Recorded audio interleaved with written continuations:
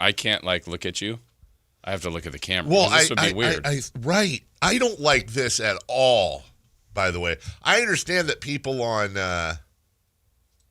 news desks do this. Yeah, but they're talking to the audience full time. Like we're talking to each other as well. Where the hell is our YouTube? Did we switch from the Drive Guys now? Yeah. Okay. Well, I was just in the Drive Guys. Hey, good morning, everybody. Okay. Carmichael Dave Show with Jason. Okay. Wait. Why do we have a 3? I told you this is messing up with the AI. All right. My bad. Why is it this hard? Hello. Anyway, yeah, that was great. That was a great shot of nothing. Everybody, by the way, X out of the Rise guys or the Drive guys, sorry, and tune back into us. Yeah, hey, that was good right there. You go. So there you go. So nice back of my head. So then I said, hey, by the way, have we made any progress on me being able to play video for the listeners? Because we just had gotten the listeners used to seeing video. Mm-hmm. And then we took it away because we switched to this new, Allen Iverson thing, they call it. And so it sounds like they both looked at each other. Chris, this should interest you. They both looked at each other and they're like, well, yeah, that shouldn't be a problem. And I go, really? How is that? They said, well, so I have these 2 computer monitors here, right? So what they say is that they can, I don't remember what it's called, a switcher, deck, something, thingy-dingy. They can put this on my second monitor and then make this basically like I can drop in like there's little windows in there to play videos or whatever that you take the input from that I can basically have it select my Twitter window that's open, and then I can play the video through there, and it'll show up on the thing. So well, that's very new because what I was told was that's impossible. Anything is possible. Yeah, apparently. And you'll be happy to know, Chris, that at no point I was very nice to you during the conversation. I didn't bring you up. I wasn't like, well, Chris says. Well, actually, Chris said no. So they seem to think that. Now, when you say they, are you saying Jason? Jason and Brian. Both okay, because Brian was completely against it. They are in unison on this. I don't know. Maybe you presented it differently. I said Dave likes to play videos from his Twitter, and then Brian said, how come he can't decide what he wants to play the day before and just download that video? Why does he need to play it from his computer? And I would have said, because a lot of times those videos I see in the morning, I generally will scroll social media as part of our prep, and then I use the like button to basically create a folder, air quotes, on my Twitter, so that I can go through there and go, oh, these are the videos I saved. Here's Doug's press conference. Here's Jerry Jones. Here's a chicken ran on the field in England, whatever. And then I have them all filed and set up, and that's literally how I play them. So there's that. According to the thems, they, thems, this, that, what's that stuff called that you take? Hymns, sorry. Right? I wouldn't know. Isn't it called, Chris, isn't it called hymns? Yeah. Yeah, okay. What's it for? I think it's headaches. Right? That's what the commercials look like. Nope. I don't think it's for that. So they say that we should be able to, and actually getting it done, 2 different things, and then also getting it done and then executing it, 2 different things. But as always, we are advocating for the listener, just the one, not the rest of them, just the one. So according to them, and the only other reason we couldn't have this as a monitor for our guests is because then they say we'd be looking like this the whole time instead of on they want to make it more of a TV show. Meanwhile, they're so not a camera like right here or right there. No. Yeah. No, let's not do that. Nobody knows. Yeah. But the good news is they have, and I still don't understand this one, and I've been very frank about this. They have taken a large room downstairs that used to hold our office manager, Cindy, and several other people. I think there were 6 or 7 people working in there. They have cleared out this entire room. They have rerouted all the workers because apparently they're turning that into like a video studio that they're very excited about for us to go sit down and like, hey, today's hot take is, or we go down and apparently you just hit the camera button. It's all set up. You hit the button they're going to show you, and you're like, hey, it's Carmichael Dave. I want to tell you about Doug Christie and, what kind of toothpaste he uses or, whatever you're going to do. And then we send these videos out. That is, I'm very honest with him. He's like, hey, you getting excited for this thing? I'm like, I'm 100% going to go down there because you're excited about it. And I'll probably do a couple, but I can think of 100 other better uses for that area. 100. Maybe not 100, but at least 50 better uses. Or at least uses that will get used. Mm-hmm. Because that's going to end up being an initiative. And everybody's going to need to cut, 1 or 2 a day. And it never works and it never happens because it's like, dude, we do all that here. Like, to grab we're a talk show. We talk for 42 to 48 minutes an hour. There's plenty of content, as you can see on YouTube, that you grab and you put out in the YouTube shorts, the YouTube videos that people enjoy, or, of course, the live program. Right. So, so that was that. So, hopefully something will happen. I just hope, I don't know, man. I understand the logic and what they're saying. If I'm being honest, I wouldn't prefer it, but I get what they're saying about you and I sitting together and having a one shot. I understand that. That looks, on every TV show you see, they're either sitting right next to each other or if there's multiple people, it's very rare that you see a show where two guys are sitting across from each other. But it's just weird. Then make it like, just redo it all. Couches. That's what I'm saying. Stand mics. Yes, or why something. not? You look at so many of these modern, podcasts, whether it's a bar stool or a Manuelacho setup, or even Gilbert Arenas', Matt Barnes and Stephen J. You look at a lot of these modern successful podcasts. By the way, the most successful podcast in the world involves Joe Rogan, and he's staring directly across at the person he's talking to. So I would far rather have.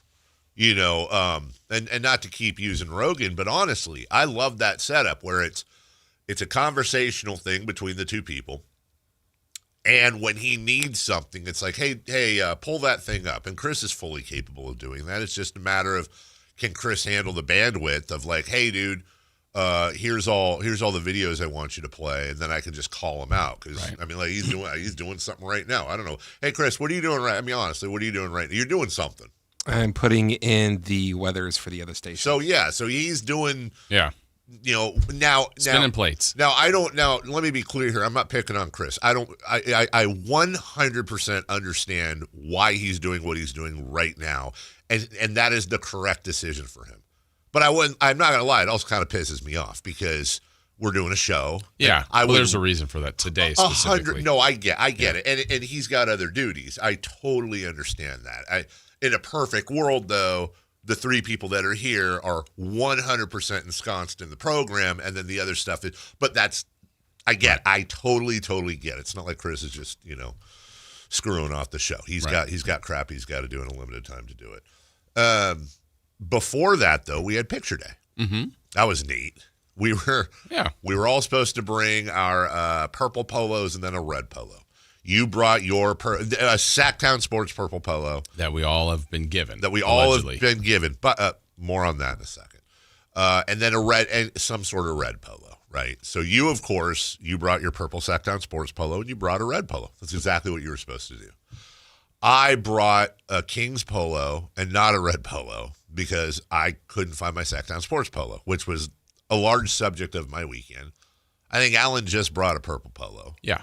I don't know what Whitey did. He did not have a purple polo either. Uh-huh. So that was kind of a... Yeah, I was the only one that followed instructions. Yes, you were. Yes, you were. I had to go buy the red polo, by the way. Did you seriously? I've got like... Well, I had some that were like, I go, they probably want just... I have some stripes and different patterned red colored polos. I went, well, that's fine. I'll just go get a golf one. Just a Tiger Woods red, just red, and that's what I got. That's exactly what I would. Yeah. Never used it. Oh, you never used the red polo? Well, we didn't take a picture with it. Oh, I thought they were going to, because we did separate pictures and then we did together pictures. I did the purple, and then I thought we were going to do I don't know. I never did the red. Well, it was like one of them Olin Mills things that you take your kid to. They had the gray background. And then I was there. I got there slightly before you came downstairs, so I knocked out my solo photos first. And then I got annoyed, which is totally on me. It is. I admit. I'm a little oversensitive about this. But, dude, there was like 9 people in the room that didn't need to be there while we're doing photos. Now, again, I'm sure I'm unique. I'm not a big photo taker. I'm not comfortable in front of a camera like that.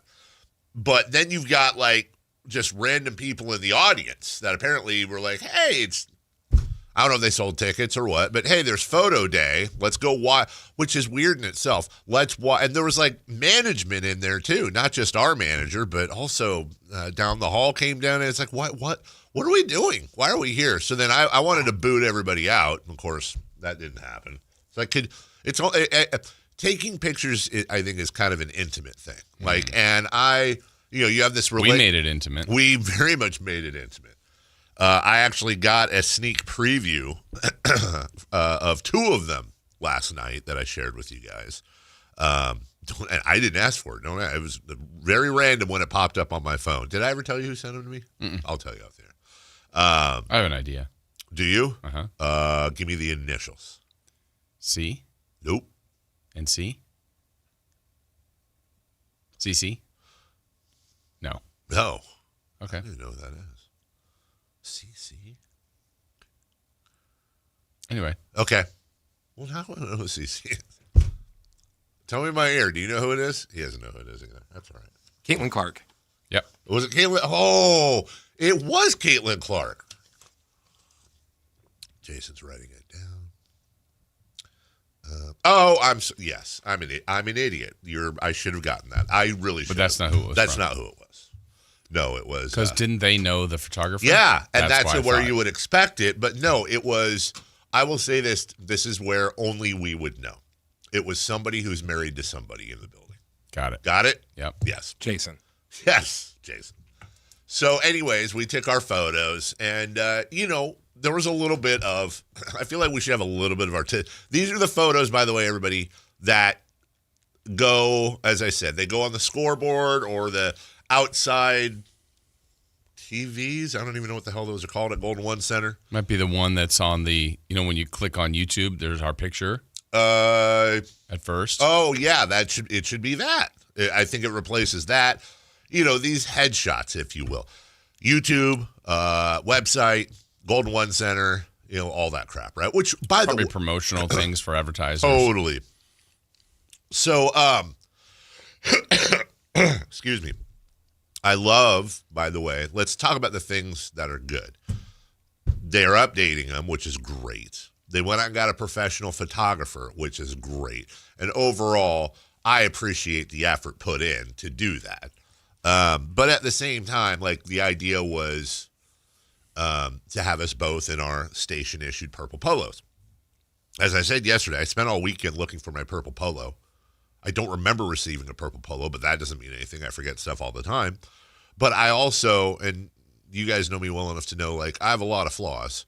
One of them is not losing station-issued stuff. As I was going through, like, everything, as I said yesterday, everything from the old Hooters KHTK jacket to the 1140 The Fan polo and yellow writing to, I save every single thing. I cannot find this polo. I looked in my cars. I looked in my house. I looked everywhere. And Jose, our boss, I finally asked him, I said, do you just please tell me you remember giving me the polo? I'll believe you. And he goes, I don't. So I think I was gone or something happened and I didn't have the polo. You sound like you're from London. I've been gone. Oh, I got you. I was like, what does Victor Wembanyama have to do with this? You might have been in London. I might have been in London, which is 100% not the France, only but reason Europe. that gives me pause, what I think I remember, I don't remember you getting. I thought I had one either draped over This chair is kind of where I thought I had it, but Yeah. it might have been draped over the chair in the office. I think it was draped over your back office. Okay, well then never mind. Okay. Because I remember getting it in my office. Hello. Hello. Wow. And then I don't know. Maybe did Whitey? I don't know. I also would say the idea of you and I in matching polos, station branded. I get that from a corporate point of view, but also just You didn't like it? I didn't. I just a little cheese. Let's have some fun. You know, the headshots where we're smiling or looking at the camera. You know, thumbs up. You know, us chucking a football at each other underhanded, back to back on a rotating platform. You didn't do the dumb Step Brothers pose, did you? No. Again, that's another dumb trope. But I did get a sneak preview that I sent you guys of some of these. Now, Jason, I like, there's one where we're back to back and we're kind of thumbing back at each other. Yeah. Okay. I like that. Mm-hmm. I also like it. I made it into just a straight black background. Right. Which I think is. Oh, you did that. I did. Yeah. Because I just did the Apple sticker. But this is probably the one I would go with. This is, Chris, you see you? Oh, yeah. You saw that one. You were on the text thread. That's the one I'd like to see at Gold One Center. Now, how Describe much? It looks like he's your ghost brother giving you advice. Ghost brother? Underlining even more why I think I would want this as our photo. I am sitting down with my arms crossed. I am looking over my left shoulder. Jason is standing over me. With a smirk. With a smirk, just kind of looking down like, Dave. And I'm like, Jason, give me advice, ghost brother. Also, may I point out, you and I both look like we're fairly in shape in this photo. Any bellies either of us might have, any whatever. You're hiding mine. Yeah, and Your arms are crossed. My arms are hiding mine. I like that. Whereas this one, where we're no, it's fine, but I also cropped it up a little bit. Notice how the bottom of your elbow is cropped out. That was to finish hiding my boiler. Oh, yeah, he's a big boy. I'm not entirely hiding. Anyway. Also, that kind of looks like we're doing the thing where, like, our parents have us standing back to back to see who's taller. So coming soon, I also would kind of like the idea. We're closer than I thought. I thought as far as height goes. Yeah, no, we're yeah. What did you think? Imagine if I had a full head of hair. Hello. I don't need to imagine, Jason. I was here. I was here for that. I also wouldn't mind, and this is again where I think you can turn everything into a bit. I would. Look at little Chris. Just right there in the middle, just Chrising. Where's Chris Verlad when we need him? There it is. By the way, Chris, that was you that constructed the Jason Ross Prince intro, correct? Or Yes. Okay, that's what I thought. I didn't know if that was. Oh, he's already mad about it. Why is he mad? Well, it's his artworthink. Oh, and he hasn't like other someone people has painting been with it? utilizing his artwork. I couldn't disagree more. I think if anything, it's been underutilized. I would like to take all, like, let's say they come up with 6 usable photos. Uh-huh. What a wonderful website poll we could do. Twitter, Insta, which of these pictures should be Dave and Jason's shot for Gold? You trust that? 100% no. They're 100% going to pick the one. But what we do, it's like what you do with kids. You give them the illusion of choice. We narrow it down to the 4, 5, 7 acceptable choices. And then, like, we're not going to put out, like, one where yours and my eyes are closed, like in the picture I took. Yeah, we're not doing that. Okay. But we'll put out all the pictures that we deem, hey, I could live with this one. Maybe I prefer this one, but I could live with this one. And then you let the listeners, meanwhile, they're photoshopping things. I'm sure our thumbs will become quite a few different things over the course of the whatever. That's why I was worried that you sent that to Chris as well. Yeah, I heard you, and you're right. But I think, honestly, he's going to have access to this stuff no matter what. It's kind of like when people are worried about, like, oh, my camera's on my computer. I'm like, bro, they've seen you naked, dude. If you own an Xbox, a TV, a computer, or whatever, you're on someone's camera somewhere. I fully believe that. Like, I'm sorry, it's happened. There's cameras everywhere. There's cameras in your Airbnb. You stayed in a hotel. You play Xbox. You play PlayStation. You have a phone. Whatever, dude. I'm just telling you. So at the same time, I don't know where I was going. We'll take a break. When we come back, no Kings yesterday. No Kings today. Kind of in a good mood. I don't know why. How to keep Dave from going insane. That's right. Following your brother and ChatGPT's point. So when we come back, the Raiders played yesterday. So we're having a little conversation. Yeah, kind of. We'll do an NBA roundup as well. Sean Salisbury at 8 a.m. And then coming up at 7, the 7 a.m. hour, they're all going to be good. But the 7 a.m. hour is going to be especially good. We're going to have 3 for Madness, and I want to bring back from yesterday. We didn't have time. Everything on the trade draft. Players, coaches, GMs. Everything's on the table. Where does who go where? And then at 7:28, thought about it this morning, guys. I'm not doing a radio bit like Alan. This is legit. I have a trade that literally made me almost vomit, but it might be the right thing to do. I mean vomit, and you're not going to... Jason, seriously, I haven't told you about this. You're not going to believe.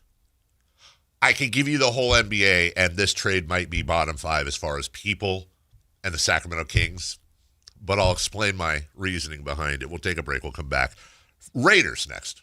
Download the Sactown Sports app. Sacramento sports in your pocket. This is Sactown Sports 1140.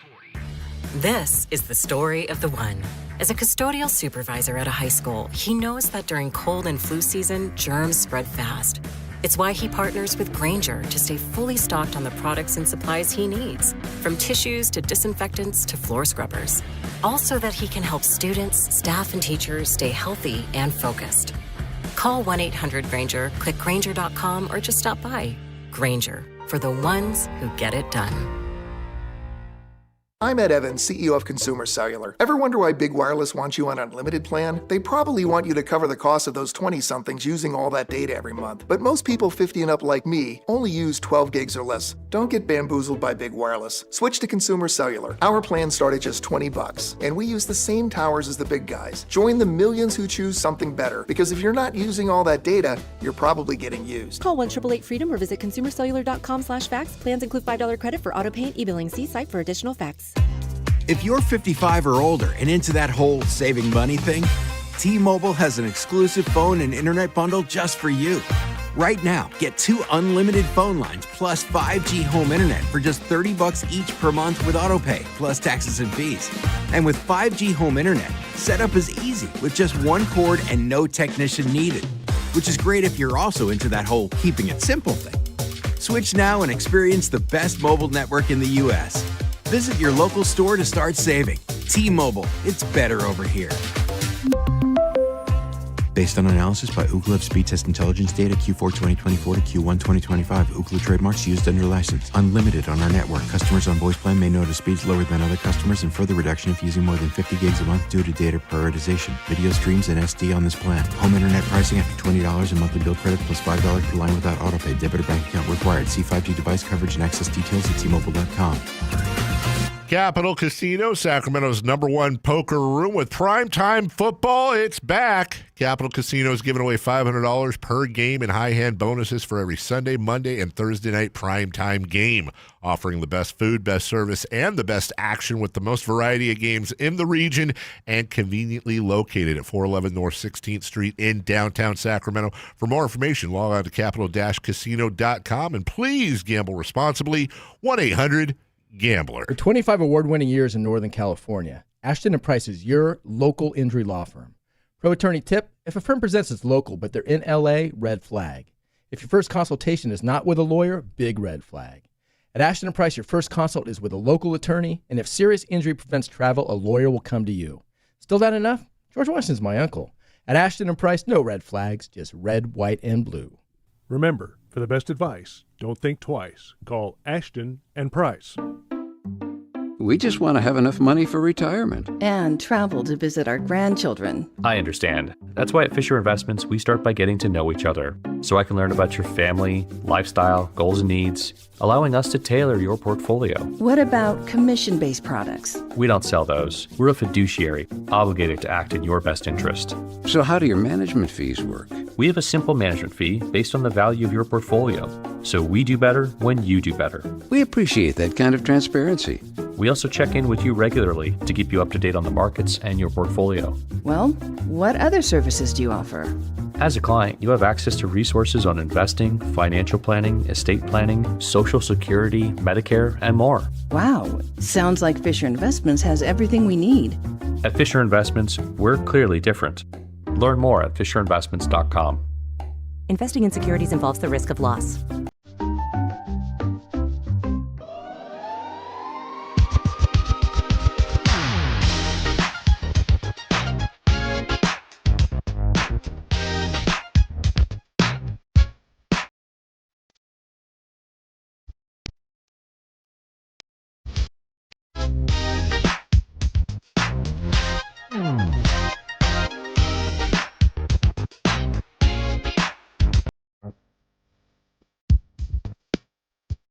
The Carmichael Dave Show with Jason Ross. Call or text at 916-339-1140. On Sactown Sports.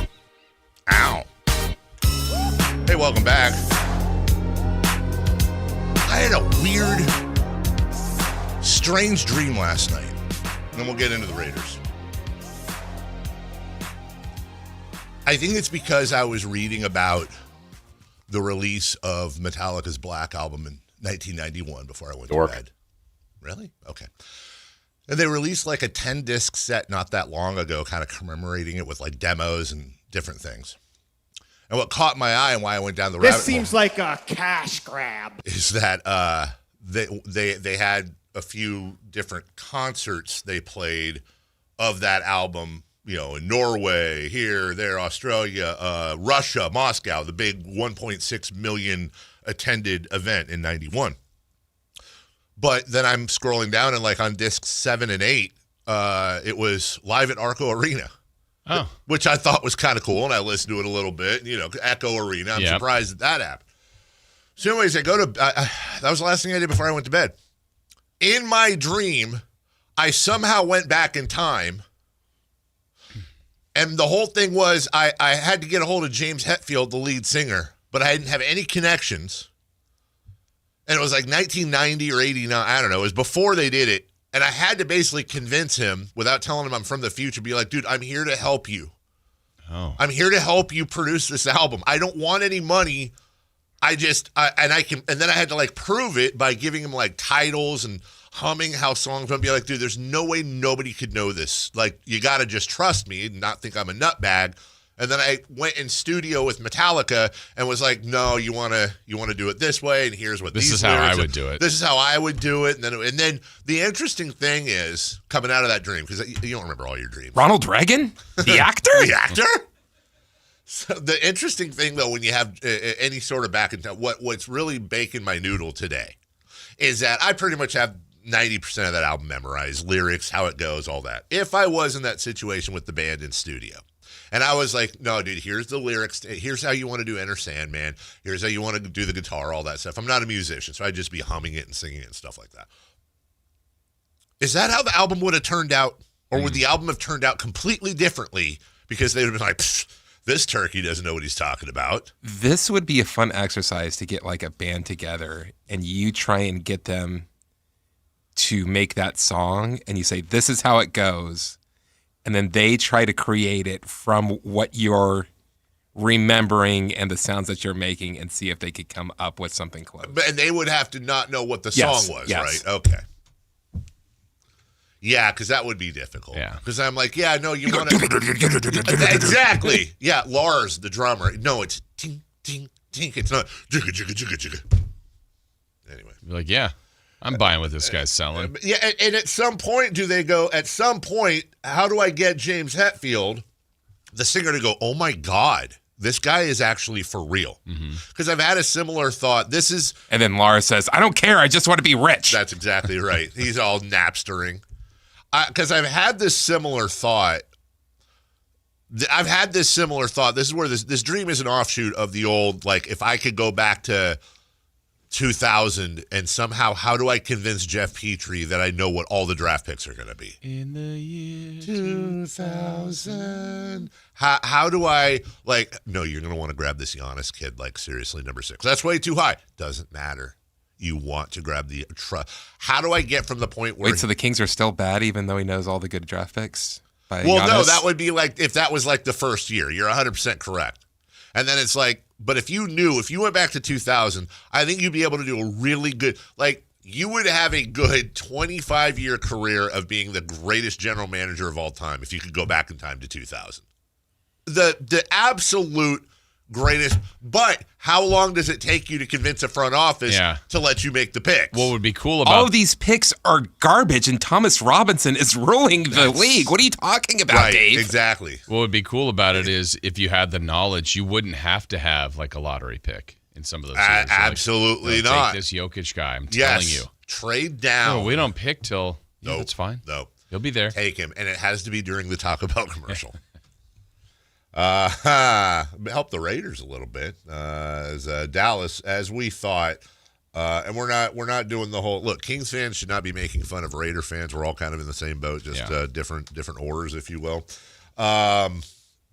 Dallas just really jumped all over him last night. Prescott is under center, stamps his left foot. Receiver in motion to the left. Prescott play action, left side of the end zone, right on the money. To Ryan Flanoy. Touchdown, Cowboys. That's made up. Flanoy. That sounds like a name I would say. Like, yeah, the Kings draft Ryan Flanoy McGibbleholter. Like, that's 100% a made-up name. Dallas all over the Raiders. The Raiders score... And at one point, it was like, well, they could make a game out of this, and it was a nice, it was a nice little score.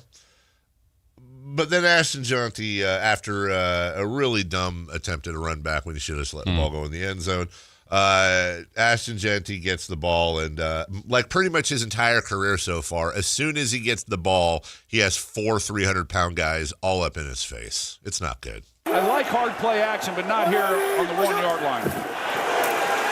Watch out here, Jeanty, Ezelaku, it's a safety. Ruling on the field is a safety. 2 points and the ball. When I look at the Raiders, it makes me a little sad because, like, they have some pieces, especially at the skill positions, even if you just go with Jeanty, Mayer, and Bowers, like, okay, well, that's a cool little group to build around offensively, and definitely some other things you need to do. But these are the games where I go, why? And I know I'm stuck on it, but why is Max Crosby on this team? Yeah, why are you paying him? Why is he? I understand he wants to. I get it. He's too good to be there right now in this situation. He is. He's way too good. And yes, I'd have the same energy if my Niners were in that position with Fred Moore. 100%. Thank you. That's right. It's like, dude, I think Ashton Jeanty, I've watched a ton of him this year. I think he's going to be a really good running back. He needs a line. He has to have a line. Dude, you could put Earl Campbell and Barry Sanders' kid behind that line, and they're going to suck. Barry Campbell or Earl Sanders? I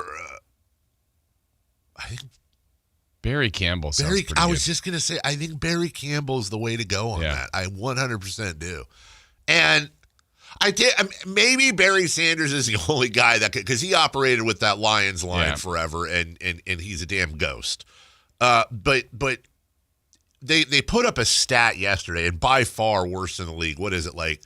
Jeanty has the ball for like 1.1 seconds on average before contact is made, or he has it, or maybe it's like 1.1 yards on average between him and when he gets the ball and the nearest defender. Whatever it is, dude, anything he does is despite that line. Right. Like, I just wish the Raiders, speaking of going back in time, I really wonder if John Spytek and Pete Carroll could go back to July and September, and they knew how this year was going to turn. I don't think they thought they were going to make the playoffs. I don't think they thought they were going to win a title. I don't think that at all. But if they knew how bad this year would be for the Raiders, which, let's be honest, I think they're a little bit worse than we thought they would be. For me, yes. But not out. I don't think we were saying like 7-10, were we? If I remember correctly, it was like, well, the ceiling's like 7 or 8, but somewhere between 5 and 8. I don't even know if they're going to get to 5. So it's like, why would you not spend all? Why would you not do all you can to just put yourself, especially in the NFL, in a good place draft-wise? Right. And which may happen anyway, but I don't think that was their intention. No. Yeah. No. Especially, let's remember how they started the year with a win at New England. I know. That is so bonkers, too, when you think And they about had one of those last year where they won in Baltimore. It's like they had one of those wins each of the last 2 years. The year before, it was Kansas City. Yeah, where you go, why? How? Any Given Sunday, Jason. I guess it's a movie and everything. Yeah. The Raiders are now sitting at 2-8. They are in a tie with the Jets, the Browns, and the Saints. The Giants are 2-9. The Titans are 1-9. The sad thing is, I think it is if I told you the Raiders would lose their next 7 games and they would lose out, would you bet money that they would get the number 1 pick in the draft? Yes. You would. Mm-hmm. My issue is I don't know that I would. I don't think it's a guarantee that the worst team, I think the over-under on wins for the worst team in the NFL is like 2.5. Mm-hmm. Like, and there's a really good chance somebody's going to have 2 wins, which the Raiders already do. You think tanking's bad in the NBA? Holy crap, dude. As we break, just a reminder, the bottom 1, 2, 3, 4, 5, 6, 7, 8, 9, 10 teams in the NFL right now, the bottom, have a combined 29-game losing streak. Wow. The only team that has a win in there is the Saints. They won 1 in a row. Everyone else is on a 6-game, 3-game, 5-game losing streak. We'll take a break. When we come back, let's round up the NBA from last night as we look at the standings in our way that we look at the standings. Also, did I jinx the Nuggets last night? I was wondering. We'll explain, and we'll keep that energy, much like you should keep that energy going when you are, what? Nope. Hold on. You keep that energy when you get in that brand new truck. Aha! Welcome back, Chris. Threw a little curveball at you. From Hoblet Dodge Chrysler Jeep Ram. Let's switch truck to Jeep, shall we? Let's do this. Right now you can save up to $8,250. That's not $82.50. It's $8,250. Off MSRP on one of America's favorite and most loved SUVs, the brand new 2025 Jeep Grand Cherokee Limited. It's the perfect combination of space, tech, and power to do what you need, from hauling the family around to all your vacations. Everyone I know that has had a Grand Cherokee love it. Great individual car, great family car. There's something special with the Jeep Grand Cherokee, and now it's a perfect time to check it out and save big with my friends at Hoblet. Whatever you're looking for, you can find it at Hoblet, though. Check out their certified pre-owned super center with nearly 200 vehicles available and over 50 under $20,000. Search, select, and save through their whole inventory at HobletDodge.com. Unbeatable prices, unbeatable selection. Nobody beats Hoblet. Period. Take a break. When we come back, NBA Roundup next. You never know what you might hear when listening to a Sacramento Kings game. Out of Keegan, going for another triple. Man, is he feeling it. Keegan, can he do it? Yes, there's number 11, Keegan Murray. Keegan steps back. He just knocked down his 12th three-pointer, a Kings franchise record. He's got 45 points. Never miss a moment of Sacramento Kings basketball with Sactown Sports and the Sactown Sports app. There's no championship league for small business owners, but if there was, you'd be at the top of the standings. Because going pro with Lenovo Pro means you've got the winning formation, one-on-one advice, IT solutions, and customized hardware powered by Intel Core Ultra processors help you stay ahead of the competition. Business goes pro with Lenovo Pro. Sign up for free at Lenovo.com/pro. Lenovo.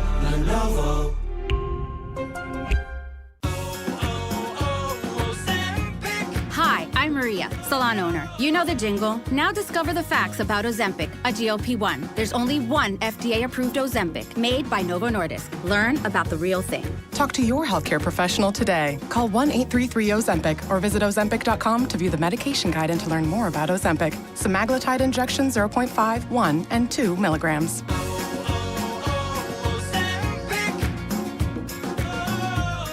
Black Friday savings start now. Get your best deal through the end of the month at Folsom Lake Honda, your one-stop Honda shop. With Black Friday savings during Happy Honda Days, own or lease your new Honda Accord or Civic today. Your one-stop Honda shop. As a family-owned and operated dealership since 2009, customer service is our #1 priority. Our customers love doing business with us, and you will too. Folsom Lake Honda is your one-stop Honda shop. Visit us at FolsomLakeHonda.com. Your one-stop Honda shop. Golf to Go is brought to you by the Hagen Oaks Golf Super Shop. Here's Frank LaRosa. Amateur players will be pleased to know that the USGA doesn't object to a friendly bet with your weekend foursome. Friendly bets include soft drinks after the round, hot dogs at the turn, or even a $2 Nassau, one of the most widely used bets in golf. It takes its name from the Nassau County Country Club of Glen Cove, Long Island, one of the many clubs frequented by the well-to-do in the late 19th century. As the story goes, matches between these clubs were often reported in the local newspapers, sometimes to the embarrassment of wealthy industrialists coming out the loser. The Nassau captain J.B. Coles Tappan then devised a format where the worst possible result could not be reported as anything more than a 3-0 defeat. In a Nassau, 3 equal wagers are placed on the first 9, the second 9, and 18-hole total. A $2 Nassau is sometimes referred to as a 2-2-2 bet. Some play better with a bet to keep their attention, others are nervous at the thought of losing. Whatever your choice, golf is a game, have some fun. That's your Golf to Go. I'm Frank LaRosa.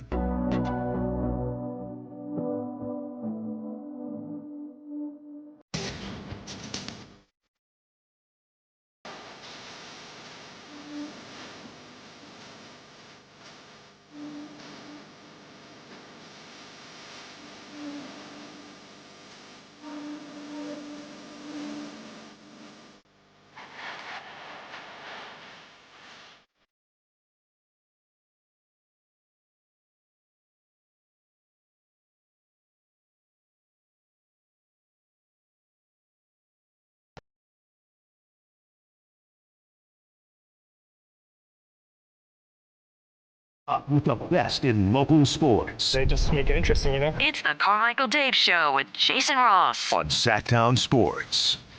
Welcome back. Yeah, Jason, I sent you a strange photo yesterday. Sorry. Very much so. I was, as a matter of fact, I was with our engineers, as I talked about earlier. And if you have an Apple iPhone, you can basically hold your thumb onto a picture and turn it into a sticker, they call it.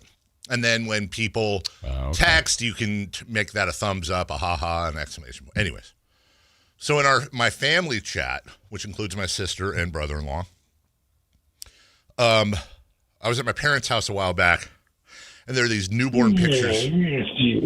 There's these newborn pictures of my younger sister, who was like the ugliest newborn in history. We joke about it all the time. And there's this one where her face is like incredibly smushed, and she has this like crown, like the top of her head is almost at a point, like she's wearing an elf hat. I turned that into a sticker, and I used that in our family chat to like stuff, like this, whatever. And so I have these two photos. One on the right is of her with her mouth wide open, and then the one on the bottom left you see is the one I sent you. I was using that to show them that Apple has these, I think new, I would have no way of knowing, safeguards on their texts.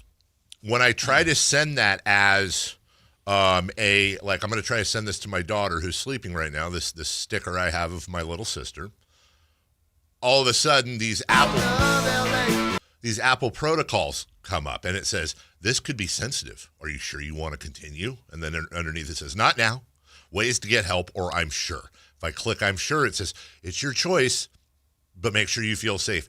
It thinks the picture of my infant sister's pointed newborn head. Yeah. I'm pretty sure it thinks I'm sending a pic. Oh. I'm just looking at the shape of her head, and that's all I can think. It thinks I'm sending a private part. So I was making that. Gross. I was showing them, and I was using you as I think you were the last person I texted. You're like, I'll send it to him. But then so you just got this random photo of my. And I text you later in the day. I'm like, by the way, what was that? And then I had another question for you. But it's crazy that he didn't say, "Oh, whose baby is that?" or anything to that nature. It was, "What is this?" What is that? Yeah, they didn't even know that. Yeah, you had no idea. Did you even know that was a human being? It looked like it, but I didn't know. I mean, I didn't know what it was. Yeah, that was my sister. Yeah, she's grown. She's changed. She looks different now. I didn't, dude. I'm just seeing this. This must have been during nap time. Sorry, I'll get back to you on that. Okay. Yeah, I don't. Yep, I don't. Holidays question. Yeah, we got to get our time off together. Also, shout out to former Fox 40 anchor and sports director Jim Crandall. There's an article yesterday about Cam Scadaboo. Has he confirmed the DeMarcus trade? This is better. This is so good. Monday Night Raw's Cam Scadaboo? There is an article on a major news site. Giants rookie Cam Scadaboo starts brawl after shoving WWE stars at Monday Night Raw. And then it gets into like the Thompson twins or whatever they are, the tag team people were they were jawing with a comedian, and then Cam Scadaboo was sitting next to him, and they started jawing about how many years since a New York team won a title? Can you count, Cam? How many years? He doesn't know. He can't count. And then I guess Cam got up and he shoved one of the Thompson twins to the ground. The Thompson twins. What are they called? The tag team? He shoved Dominic. But aren't they part of a tag team or something? They're part of the Judgment Day. Okay, then the Judgment Day. Why you look at me weird when I say what's a tag team? I didn't know what the Thompson twins was. I don't know. Whatever they're called. I don't know why I thought Thompson twins. I really don't. But apparently Scadaboo shoved some guy named J.D. McDonough to the ground, and then there was a skirmish between everybody, and security broke it up, right? To which our guy Jim has a link to the article, and his tweet is simply, "Gee, I wonder if this might have been more shtick than fight. One thing is certain, Scadaboo's not real Linda anymore." I think I read that to, like, Jim is wondering if that was a real skirmish or if it maybe was a wrestling thing. Remember, Jim was the king of making sure everything was correct before. Jim Crandall, if he was still out here, by the way, I say this with love. I have a ton of love and respect for Jim. It's a friendly joke. Yeah. But Jim would today be confirming that the Kings signed Russ Westbrook. But the best days ever for him was when something like, "Oh, that didn't go through," and he'd go, "Ha ha!" Better be right than first, which he's right about. Yeah. I have far less of an issue. Like, we can have a fun joke about that. I have a far less issue about that than when, like, one of our media members, who I love, but like Shams Charania reports the Sacramento Kings have signed Russell Westbrook. And then instead of just retweeting or quoting his tweet, it's like, league sources have confirmed to me that the Kings have signed Russell Westbrook. Shams Charania first.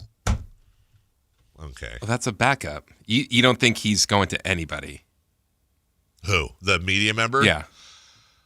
I think that sometimes some of them do. I think sometimes some of them don't. Really? I do. I think sometimes. Because that would be very bad. No, it wouldn't. They know it's true.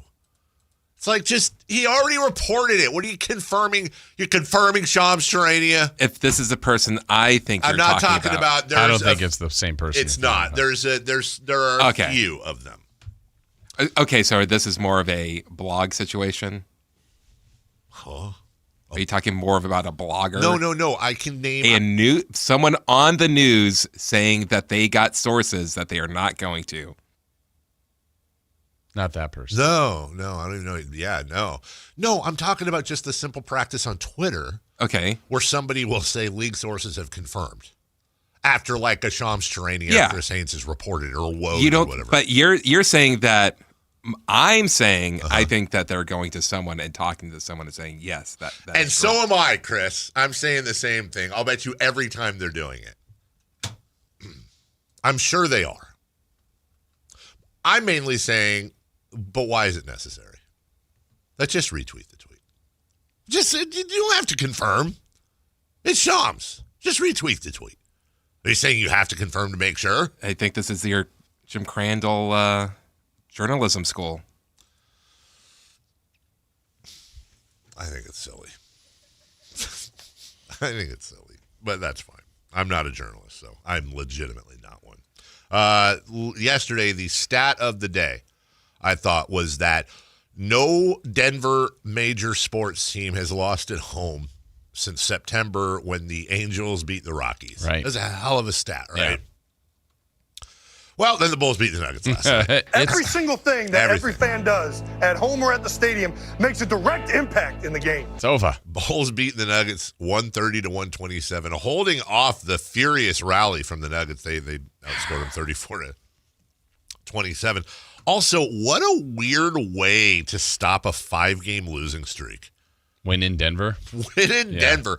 The Chicago Bulls were 7-1. And then they lost at Milwaukee, at Cleveland, home against the Spurs, at Detroit. And then that crazy game, I think it was double OT. Double OT against the Jazz, 150-147. And then they turn around, which, by the way, hold on, was this a back-to-back? It was. They played in Denver, a second night of a back-to-back. Denver's back-to-back. Absolutely. And they go out and they win. Hey, any given Sunday. Or Monday. Or Tuesday. We'll take a break. The Pistons won again, by the way. The Pacers and Mavs also both lost. We need them to win some games. Remember, we're rooting for these guys. We want the Mavs and the Pacers. We want anybody below us in the standings to win because right now we're in the 5th spot. We'll take a break. 3 for Madness coming up next. Wemby. We were not familiar. We misjudged you a little bit. We'll explain. The Clippers and the Everything on the Table draft. We'll do all that next. Domantas Sabonis plays here. He finds Sabonis. Put the frosting on the cake. Put the cherry on the sundae. Sabonis with a 2-hand flush makes it 114-106. Sactown Sports is your proud home of the Sacramento Kings.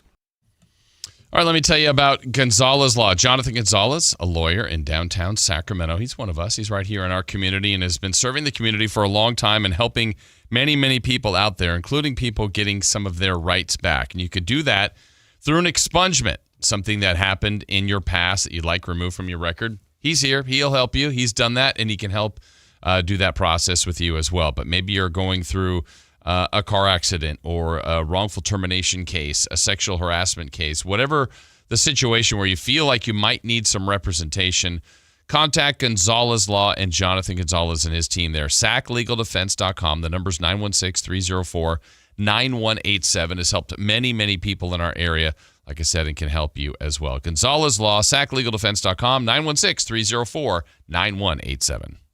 This is the story of the one. As a safety manager at a manufacturing plant, he does everything he can to keep his coworkers safe. From finding ways to reduce risks to keeping safety supplies in stock. And for that, he relies on Grainger. Grainger offers a broad range of quality products and next-day delivery, so he can always play it safe. Call 1-800-GRAINGER, click Grainger.com, or just stop by. Grainger, for the ones who get it done. Power Business Technology is proud to be a 100% independent, locally owned and managed Toshiba copier dealer. Local ownership cuts out the red tape, allowing ourselves to never be too busy to personally answer the call when our clients need us. Recognized for excellence in service execution, training, and customer service, we're proud to be named a Toshiba ProMasters Elite Dealer since 2021. Contact us today for all of your business printing needs at 844-POWER-BZ. That's 844-769-3729. Or visit us at powercopiers.com.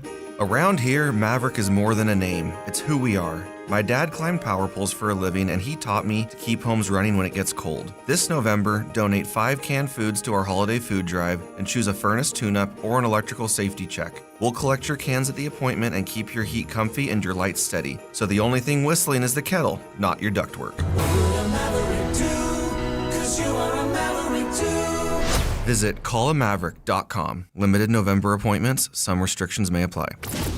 KHD 1 Sacramento, KYMX HD3 Sacramento. Your flagship station for the Beam Team. From the Power Business Technology Toshiba Studios. This is Sactown Sports 1140. 3 questions, 3 answers. It's 3 for Madness on the Carmichael Dave Show with Jason Ross. Here's question 1. All righty. Sean Salisbury in an hour. 1 hour. Let's kick it. Let's kick it, Sean. Wow, look at the Kia MVP ladder. Why do I say the Kia? I mean, like I need to do the sponsor.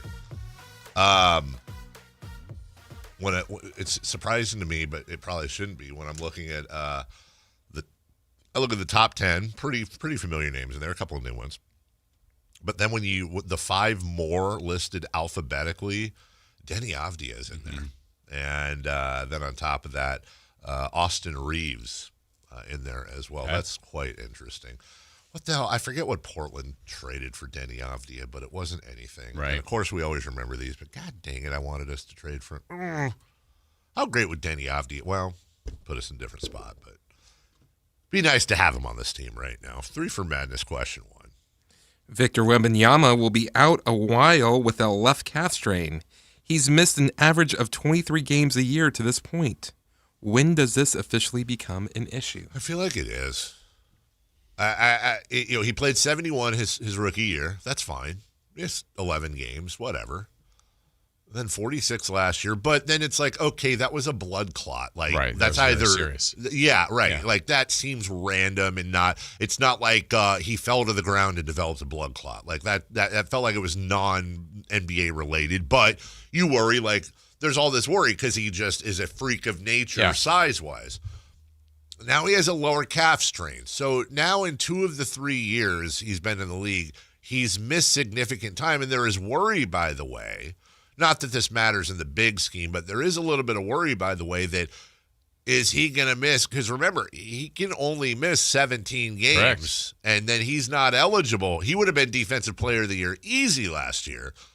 Not eligible if he misses 17 games. Yeah, there's a couple things here. One, like that's less important, but it's important as far as legacy, right? Right now, he is taking on the form of someone that this league has just never seen. He's still that person. That's right. But if let's just say he plays a 15-year career and continues to miss 23 games a year, and the way the league rules are set, he would never win any awards. No. Nope. And that would be a really tough thing to explain. Go, wait, this is maybe one of the greatest players of all time with 0 MVPs, no more defensive players of the like. How many of those would he have won based on the league criteria, which was done strictly for load management? Yes. So that's something that maybe the league would have to revisit if this becomes an issue. But that's less of an important issue. But what is becoming an issue is, all right, so when does it become one? My example would be he's not in the same realm now that we think of him, but there was a time we kind of thought the same type of thing about Zion. That's right. Like, this guy's a freak athletically, how big, how much he can move. Well, then he missed and missed and missed. And when it keeps happening, it's like, well, I'd rather have a guy that plays. Yes. So we're not there, but at some point we got there with Zion, and it took a couple years to do it. That's something to watch here with Victor. Best ability, availability, right? Yeah. Yeah. Well, we'll see. Honestly, it would say again. Could be just nothing, and it's, You 5 games, so. 8 games missed, and then boom, he's back. No big deal, but something to watch. And honestly, like if you really think about it, like we've been talking a lot about the Spurs and how great they look. It's almost like they're a year ahead of what we thought. We'll see. Long season. What a weird curse, though. Yeah. If it turns out that Wemby averages like 40 games a year for the next 10 years, and all of a sudden it's like, oh my God, you almost wish you hadn't drafted him 10 years from now, because it's like if he's playing, but he doesn't. Everything you do is still around him. That's right. Yeah. So it's almost, I mean, we're way away from that, but that's at least sort of, if it's not on the table, it's way down in the horizon, like one of them exits for McDonald's or something on the freeway. Sure. Question 2, please. Question 2.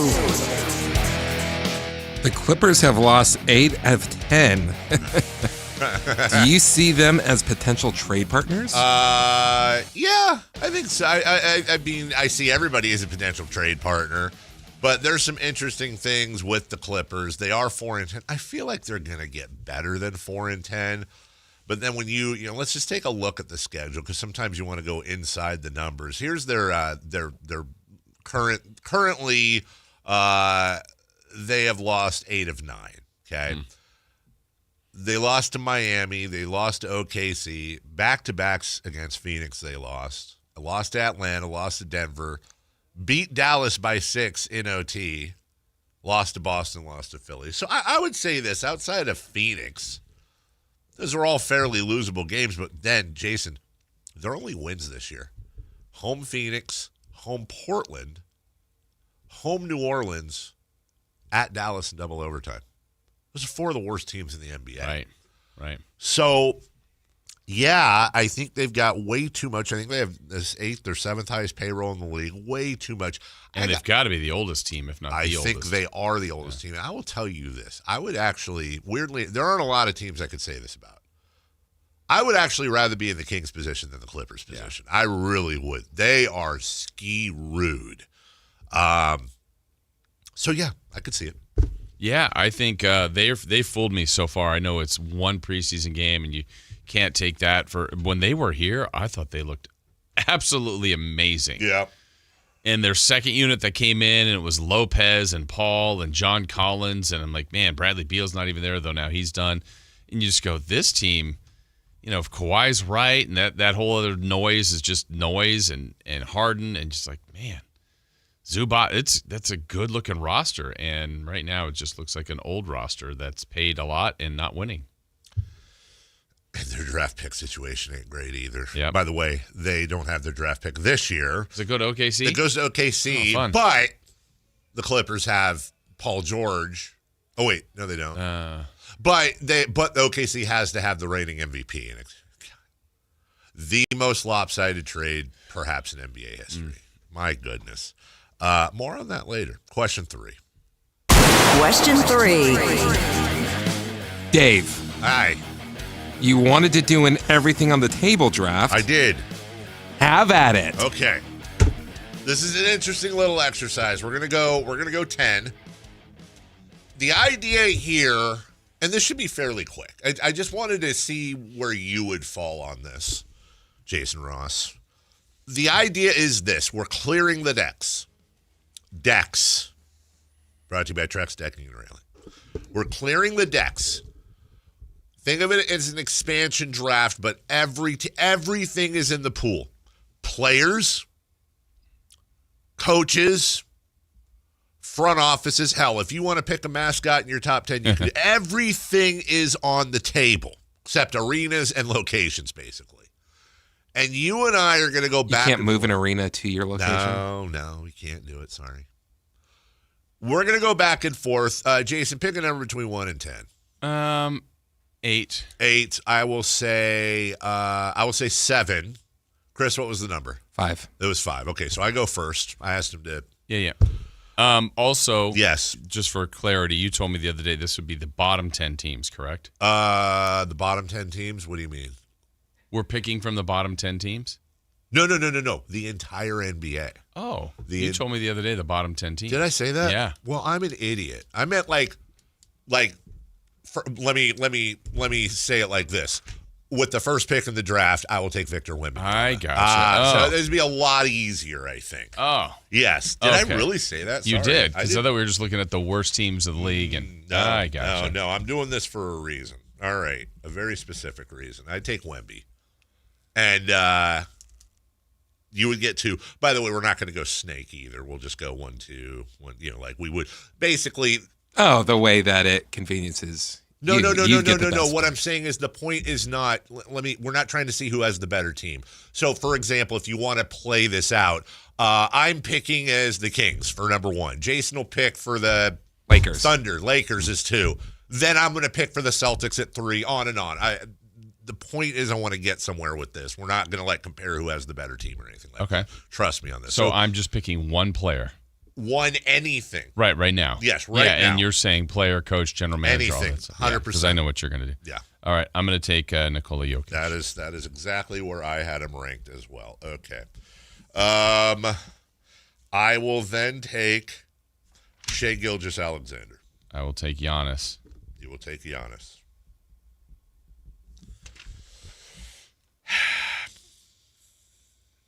Yeah. Okay, so 1, 2, 3, 4. I will take Sam Presti. Okay.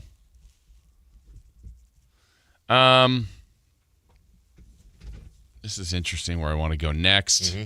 I am gonna, and I'm trying to make a really good team. So I'm gonna do this and take. Well, hold on. Remember, these are different teams. We're not drafting for one. Hey, you shut up. Remember, I was saying like we're just going down the list. So, for example, the Kings got Wemby. Then I gotcha. You see what I'm saying? So don't saying. worry about team formation. Okay. Yeah. Then I will take Anthony Edwards. Anthony Edwards. So far, we have not derivated from what I have down as far. There's no differences in here. Okay, I will take Luka Doncic. Okay. Sorry, Chris. I'm gonna take. You know what? Let's do. Sorry, I'm taking way too long. No. Because I literally had written out all these from the losing teams. Totally get it. It's fine. Actually, I want to see if By the way, you can play along with yourself. What did you looking up? I'm just looking at Coach of the Year voting from last year. Oh, gotcha. I'm just trying to see if I'm missing something. I am gonna take.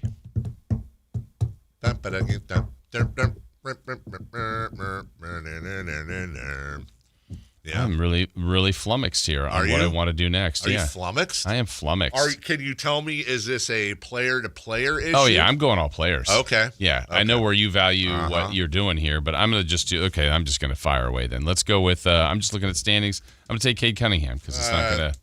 Again, on the list. Okay. I'm actually now curious to see if we're going to have the same rankings somewhat. All right.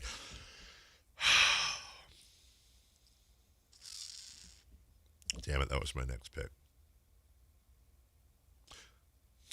I'm going to make a lot of people angry. Nope, I'll take Alperen Şengün.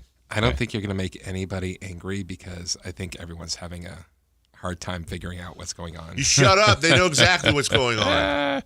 I'll take, I'm going to go from the same team and take Amen Thompson. What the heck? Okay.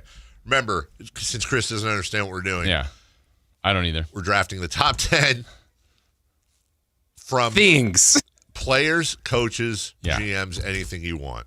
Amen Thompson's the first one I don't have on my list. Okay. Not that it's a bad pick. Then I would take, this is the one I think make some people mad, but I'll take Tyrese Halliburton. Okay.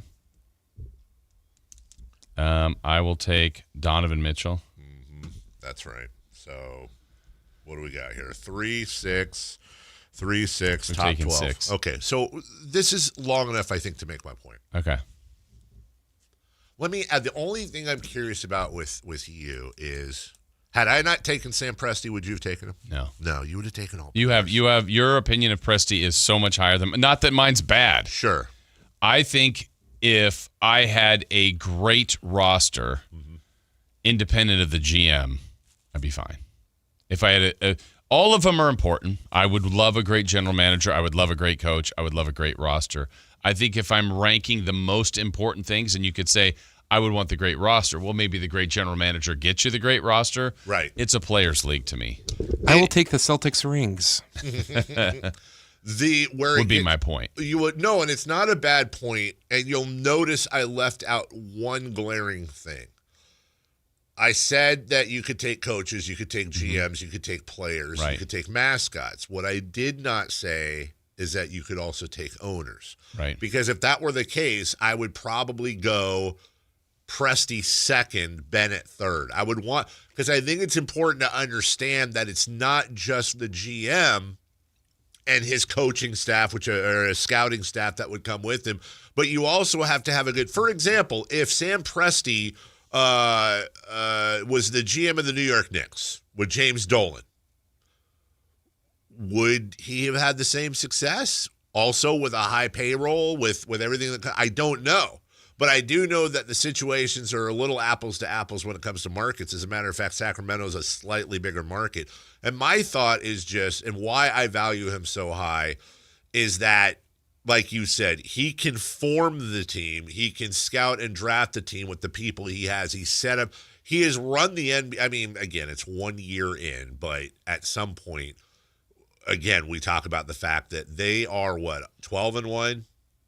They're about to go to 13-1, and they're probably going to have 2 lottery picks this year on top of their own pick. They're going to have 4 first-round picks, and it doesn't get it, and it keeps going and going and going. So I am so desperate for other than Wembanyama and Jokic probably, and even then, like if you gave me a choice, if I was starting a team next season between Nikola Jokic and Sam Presti, that to me is the most difficult thought because of Jokic's age. Right. Well, and that's the thing. So I apologize for misunderstanding the thing because I listed the bottom 10 teams, Kings being one of them. So I thought part of the exercise was to see if we would select any Kings and anything connected with them. But in that group, because it has Utah, Clippers, Charlotte, the bottom 10. The only thing I thought of as a potential outside of a player would have been Rick Carlisle. So that's where I was going was, God, is there a coach I would take? Like 5 years ago, I probably would have taken, or 10 years ago, I might have taken Pop. Mm-hmm. And then I thought, well, okay, the natural. So it's interesting. So you would take Carlisle over Spoelstra. But I was taking the bottom 10 teams. Oh, I understand. Okay, I got you. Right. Would you rank Spoelstra over Carlisle? I don't know that I would. I'm just asking. Again, I would go back to if I was building the team and I could pick players before coaches, I would pick players. How far down do you think you'd get before you took a non-player? Outside my rotation of like 9. Really? Mm-hmm. Interesting. I mean, if nothing wrong with it. Oh, sorry, Thunder 14-1. My bad. This would also be tough because we're just going in a row. Mm-hmm. So this is like the 10th pick. So you've only taken first round picks, correct? Yeah. We haven't gotten to 30. No. So whatever. So like you're not building a team. You're just picking best options. Exactly for the entire league. And I'm saying that I personally, because this is why I wanted to game this out and have an opinion that wasn't mine. I would personally rank Sam Presti in like the top 10 of the NBA of all options. I would say top 5. Okay. I have him top 5. And I've thought it through. And like part of my thought process is like, dude, you're prone to hyperbole. Like seriously, you're but then I just look at the bulk of his work and I try to break it down to, okay, what entity, player, coach, GM, what entity is going to have the most positive impact on the team that I'm building when it comes to wins? Who is going to get me closest to winning a championship the quickest? Mm-hmm. And when I take out the fact that Sam Presti scores absolutely no points, rebounds, or assists, but I go, dude, it might take me like, for example, you're going to win a title probably before I do. With my blueprint, you're going to win a title I may not even be competitive for 5 to 6 years. But my thought is, but starting in year 7, am I going to have a juggernaut or in that realm? Yeah. I mean, you feel that way today, and it's not the wrong feeling because, I mean, sure. It's trying to nitpick what they have, which that's all it is. 14-1, the favorites to win again. Yes. But they haven't won yet. They might win the second one. They did win one, which, I mean, every organization would take that, and their setup is crazy good.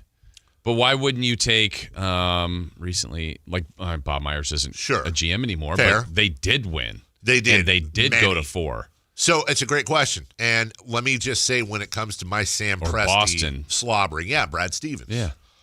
So when it comes to me slobbering over Sam Presti, it doesn't just I freaking should write a book on him because I'm so fascinated with him.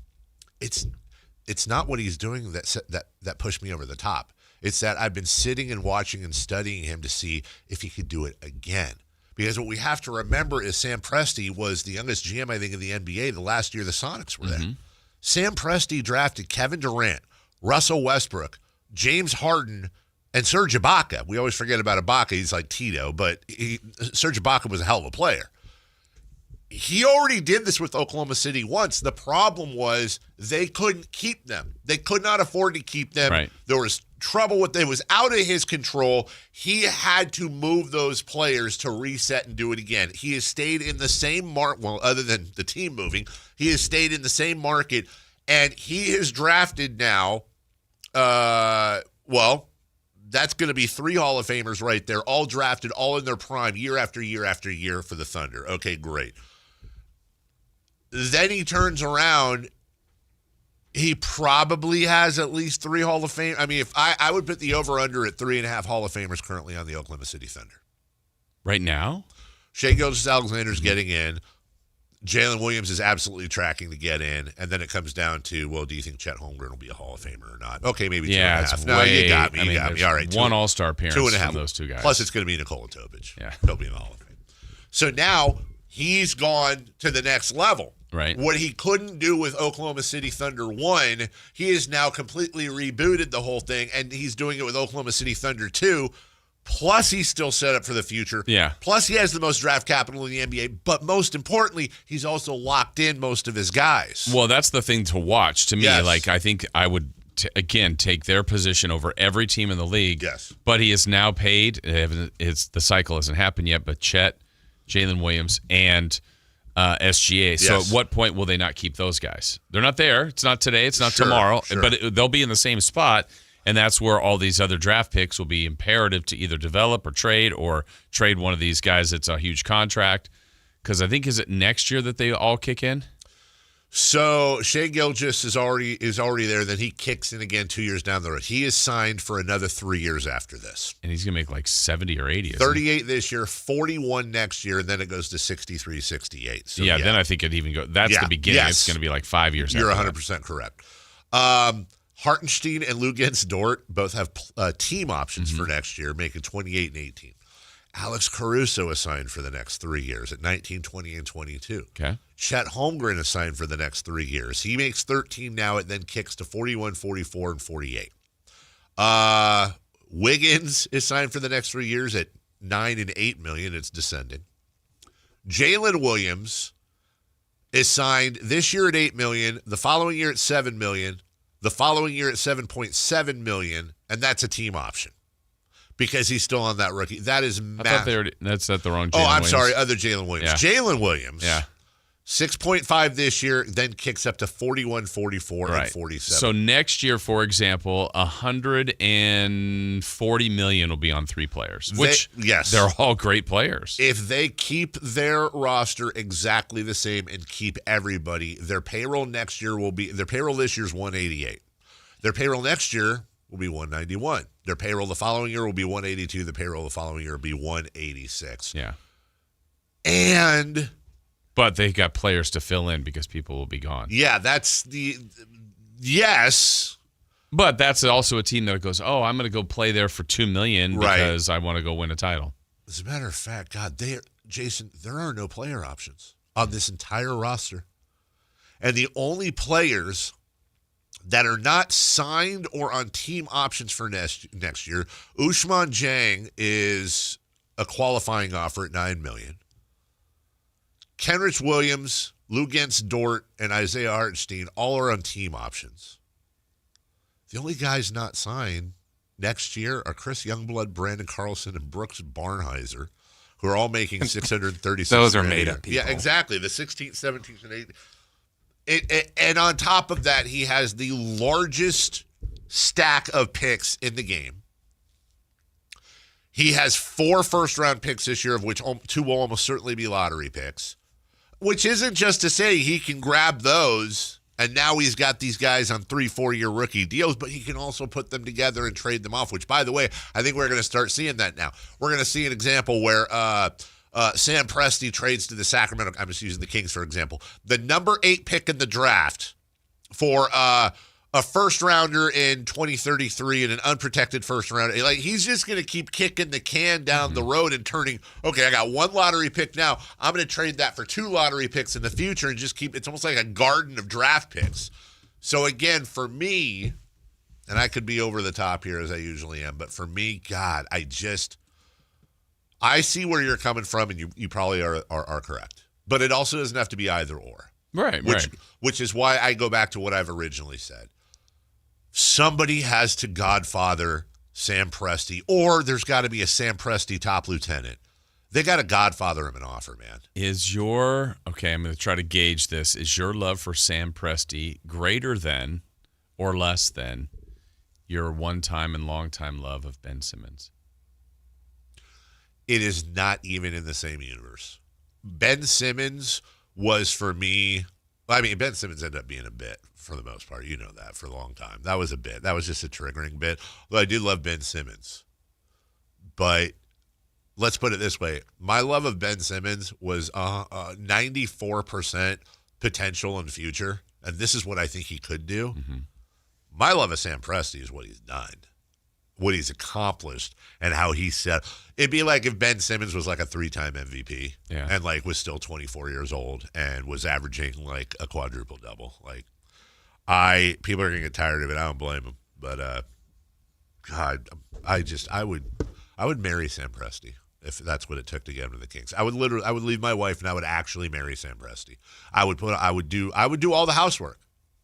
You're just trying to get someone to pay for the USC tuition. I'm not saying you're wrong. We'll take a break. When we come back, speaking of being a general manager, I came up with a trade possibility yesterday, and it actually makes me sick to my stomach to think about it. I'll share it with you guys next. Malik Monk plays here. Started left, goes right, steps back, launches the three. Nothing but net. Oh, that was just filthy. Oh, my, that was sweet. Sactown Sports is your proud home of the Sacramento Kings. Carmichael Dave here for American Energy Heat and Air. Right now, breaking news, they're upgrading their offering to include plumbing, bringing that same expertise and experience to the plumbing space. They're no longer just heat and air. They're now your American Energy home pros. You hear me talk about them as your second opinion partner. Now you can still get second opinions on any HVAC service or replacement, and now you can get a second opinion on any of your plumbing services. They'll come out to your house for free, and they'll give you a second opinion and almost certainly save you money. Oh, but wait, there's more. With winter coming up, how about a free furnace special? With full system installation, you're getting a free furnace, not a discounted furnace, a free furnace, and up to $4,000 in rebates while that funding lasts. So get there right now, 916-520-9990. That's 916-520-9990 or AmericanEnergyAir.com. American Energy, making the uncomfortable comfortable. At Elk Grove Honda, not only do we have a great selection of pre-owned cars at very fair prices, but every one of our pre-owned automobiles are treated with kid gloves with a 182-point inspection that covers everything from unibody to tires to brakes and engine filters. Then our cars receive a mobile oil change and fresh fill-up with full synthetic mobile oil. We know you have lots of choices of where to purchase your next car. Come to Elk Grove Honda, home of the 182-point inspection and mobile oil change. We're in the Elk Grove Auto Mall, Highway 99 at Elk Grove Boulevard. Get Black Friday savings during the Happy Honda Days excitement going on now at Stockton Honda, Northern California's best Honda dealer. You'll score big with low payments, top trade-in value, and a huge selection of new Hondas. Don't wait. The clock is ticking at StocktonHonda.com. Anytime, anywhere, it's all here. StocktonHonda.com. Based on the results of the study recognized on June 18, 2025, USA Today's list of California's top car dealers 2025. Guys, tired all the time, gaining weight, low drive? These aren't just signs of aging. They could be low testosterone or other underlying issues. Right now, Revive Men's Health Sacramento is making it easier to get answers with a comprehensive wellness panel. It's not just a lab test, it's where better performance begins. Our providers will check your testosterone, blood sugar, cholesterol, kidney, liver, thyroid, and heart health.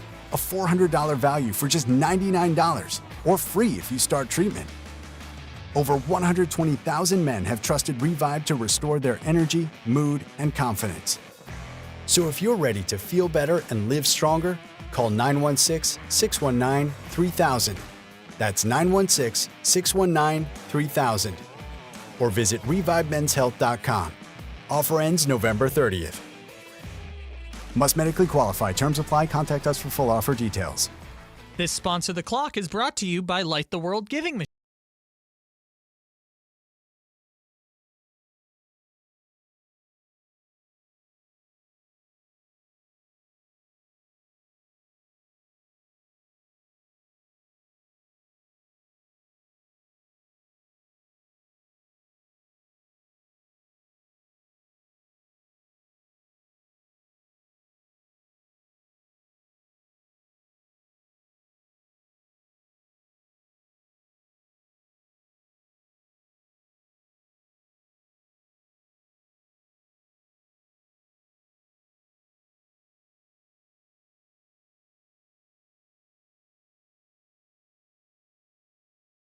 wonderful digital staff. Okay, I don't ask for a lot. And Chris, this isn't an invitation for you to do the exact opposite, please. I've never asked this before, but I would like to specifically request that this segment, for whatever reason, not get posted. I do not want to deal with the people that just look at the stupid headline and then don't read. I saw that happen to Alan the other day. Secondly, I want to apologize in advance. Digital team. Yeah, exactly. Here we Do go. not post this. He's such an idiot. Anthony wouldn't have said that. Just saying. I said don't post it. Yeah, you said that. Secondly, I want to apologize in advance for this idea, which is not going to happen. But I think as we advance through the season, I want to start.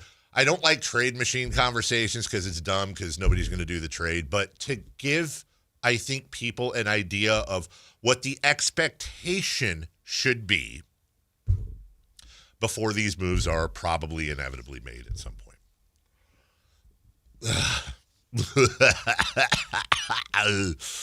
In this situation, Jason Ross,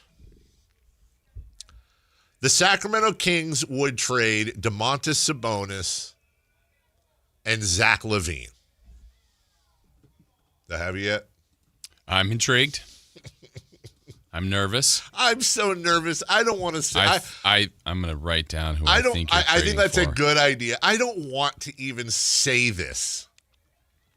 But again, expectations. Domantas Sabonis and Zach LaVine. That's right. Okay. It should also help you that there are an incredibly limited amount of trades that could involve both of these guys. But the idea would be that Scott Perry trades Domantas Sabonis and Zach LaVine for a future, and we're talking about sometime in the early 2030s, by the way, to be clear.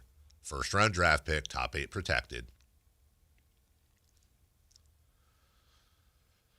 Kawhi Leonard and James Harden. I'm going to throw up. I think I'm going to throw up. Don't throw up. No, I'm going to throw up. I'm going to throw it up. Yeah. Come on. You had Harden in there, well done. You know, there's very few I've said this before. I've actually said I would quit the Kings if James Harden never played for them. But this would be an exception, perhaps, because this would be a different type of move. They're not trying to win. They're trying to be terrible. James Harden has a player option for next season at $42 million. The hope is that James Harden would not exercise that player option. Kawhi Leonard is signed for one more year at $50.3 million. Now, also maybe incredibly ripe with his health for a buyout. And this is where my brain is going. I've said it before. If Scott Perry is moving some of these guys, maybe with the exception of Sabonis, and is getting positive return on top of salary relief, I think you have to salute Scott Perry. This is the realm of what I think could be out there, which is, hey, the Clippers get Zach LaVine, LA product, come home, instant scoring. You get Domantas. Like, this move is so incredibly better on the floor for the Clippers than it is for the Kings, I think. Because Kawhi Leonard has massive injury issues, and James Harden just stinks. He's just not good. I mean, remember we were talking about this when he went to the Clippers? Like, look what the Clippers are doing. Like, yeah. He did play at an all-star level last year. He was an all-star. It's fine. Look at his numbers this year. James Harden, when he makes the Hall of Fame, yeah, I hope that the bust, you know, they have like the face and all that. The bust, it's like the first one that actually you knock on it, super hollow, because he is the empty stat stuffing king. No. Anyways, I want to get yeah. So I'm sure you've looked at it contract-wise. Sounds like I 100% have. So Kawhi Leonard makes $50.3 next year. He's done. Mm-hmm. James Harden has $42.3 next year on a player option, and then he's done. And I think there's a decent chance he doesn't pick up that player option. And Zach has a player option this year. Zach has a player option next year at $49. I think it's much more. You've brought up a great point, by the way, about if somebody else were to extend him, and he is a Rich Paul client. I think that's important to note. I would say I think it's 40-60 that Harden would exercise his option if he were on the Kings. I think it's 60-40 that LaVine will exercise. That's my opinion and how I'd handicap it. Whereas Domantas Sabonis is signed for another 2 years after this at just under $100 million. So what are you getting there? You're getting a future first, fine. But you are now all of a sudden taking literally half of your salary and getting rid of it for next year. I'm not here to tell you that I think Kawhi Leonard and James Harden will do well on the Kings. I'm not here to tell you it will be enjoyable. I'm not here to speak about the X's and O's of that move. I'm saying I think as we get through the early stages of this, you're going to see a lot of mathematical moves made that don't make a ton of sense on the floor. Yeah, I think the keys to those, if this is your scenario, if this were to happen, is the Harden opt-out would be big. Yes. And then on your suggestion of the Kawhi buyout, which I think is a very good possibility, yeah. I don't know the rules on that as far as, does that 50 go on the Kings on the buyout portion? Yeah, it's because remember, the other team buys them for $2 million. Absolutely. Because like Bradley Beal did. Right. I don't know, and I think there are some maneuverations that they might be able to throw into that trade where there's some sort of split between the two or some sort of other relief that's provided. But I think honestly the Clippers would welcome a move like that right now. I mean, it's a big name move, but I honestly think mainly because of Kawhi's health. Mm-hmm. I honestly think that makes the Clippers. It shakes them up. It makes them a better team. And both Sabonis and LaVine are both. I think they're both still in their late 20s. Is one of them 30? I think LaVine just turned 30. Or yes. turning 30. So you're getting a decent amount younger. And by the way, you're getting 2 extra years of Sabonis, and you're getting 1 more year of maybe LaVine. You're bringing him back to L.A. Blah blah blah. Javier, good morning. How you doing today? Good. Carmichael Dave, Mr. Ross. What up? I wanted to ask about a Sabonis trade. Obviously, it beats the rival, but I want to see what you guys think. If you traded Sabonis at the deadline or even beforehand for Kuminga, Moses Moody, and their first-round pick, the kicker would be you'd have to throw in to make the salaries match a guy like Buddy Hield, which you'd be rerouted anyway in a different deal. But I just want to see what you think. I think they need a humongous upgrade in their interior play. I think the Kings getting off that salary. I think you could even package afterward Buddy Hield with either likes of LaVine or DeRozan for another, very distraught star like a Morant with that pick you get. But I just want to see what you guys think, because I think you get 2 tremendous forwards in Moody and Kuminga, and whether you trade Hield with somebody or without somebody, with the pick included, you get a first-round pick on top of that next year. I think it's a win-win for both teams. I mean, either time the Kings get good with their, young nucleus are trying to build and/or are going to build with the draft picks coming up, Sabonis is going to be in his early 30s and mid-30s. So holding on to the piece like Sabonis is all fine and well, but what does it really do for you? There's a team right now that could use him, and it happens to be, 75 miles west. I think it's a win-win for both teams, and, starting at likes of Moody along with Kuminga, Nick Clifford and Ellis with a throw-in, whether it's Eubanks or Precious Achiuwa. I mean, that's just a good way not just to tank, but also to just develop those guys, because we've seen Nick Clifford play point guard before. I just want to see what you guys thought about that, because that's the ultimate way to get rid of salary, but also get some true value out of what you have with the 3 contracts between DeRozan, Sabonis, and LaVine, sir. Thank you. Be interesting having Sabonis and Draymond Green playing together. I don't think Buddy Hield's coming back to Sacramento. I think that's an unheard of thing, but that's very difficult for me to think about and to see happening. Number 2, they can just wait till the summer and go after Kuminga, which is what I think they'll do. They may not even wait till the summer because Kuminga's on a team option at 24 next year, and does not seem to be fitting in yet. He's had a very strange up and down year. Yeah, it's funny, of all the teams that have been talked about, if the Kings were looking at all to move Sabonis, I do think the Warriors fit for him. They do. Make a lot of sense, it's just what would you want back in return? The Kings were interested in Kuminga. I think that makes some sense, and could you make the other parts work if it's not Buddy or something else? Because I think if you're the Warriors, I think you're still in the window here where you went for it last year with Butler, and you have Draymond and you have Steph. They've got to keep pushing. Yes. And right now, this does not look like a team that would take out OKC. And if that's the benchmark, now I don't know how you get to that team, but I think there's some other moves that they could make that gets them closer. And right now they're not that close. Well, let me ask you, who makes the Warriors better, Domantas Sabonis or Zach LaVine?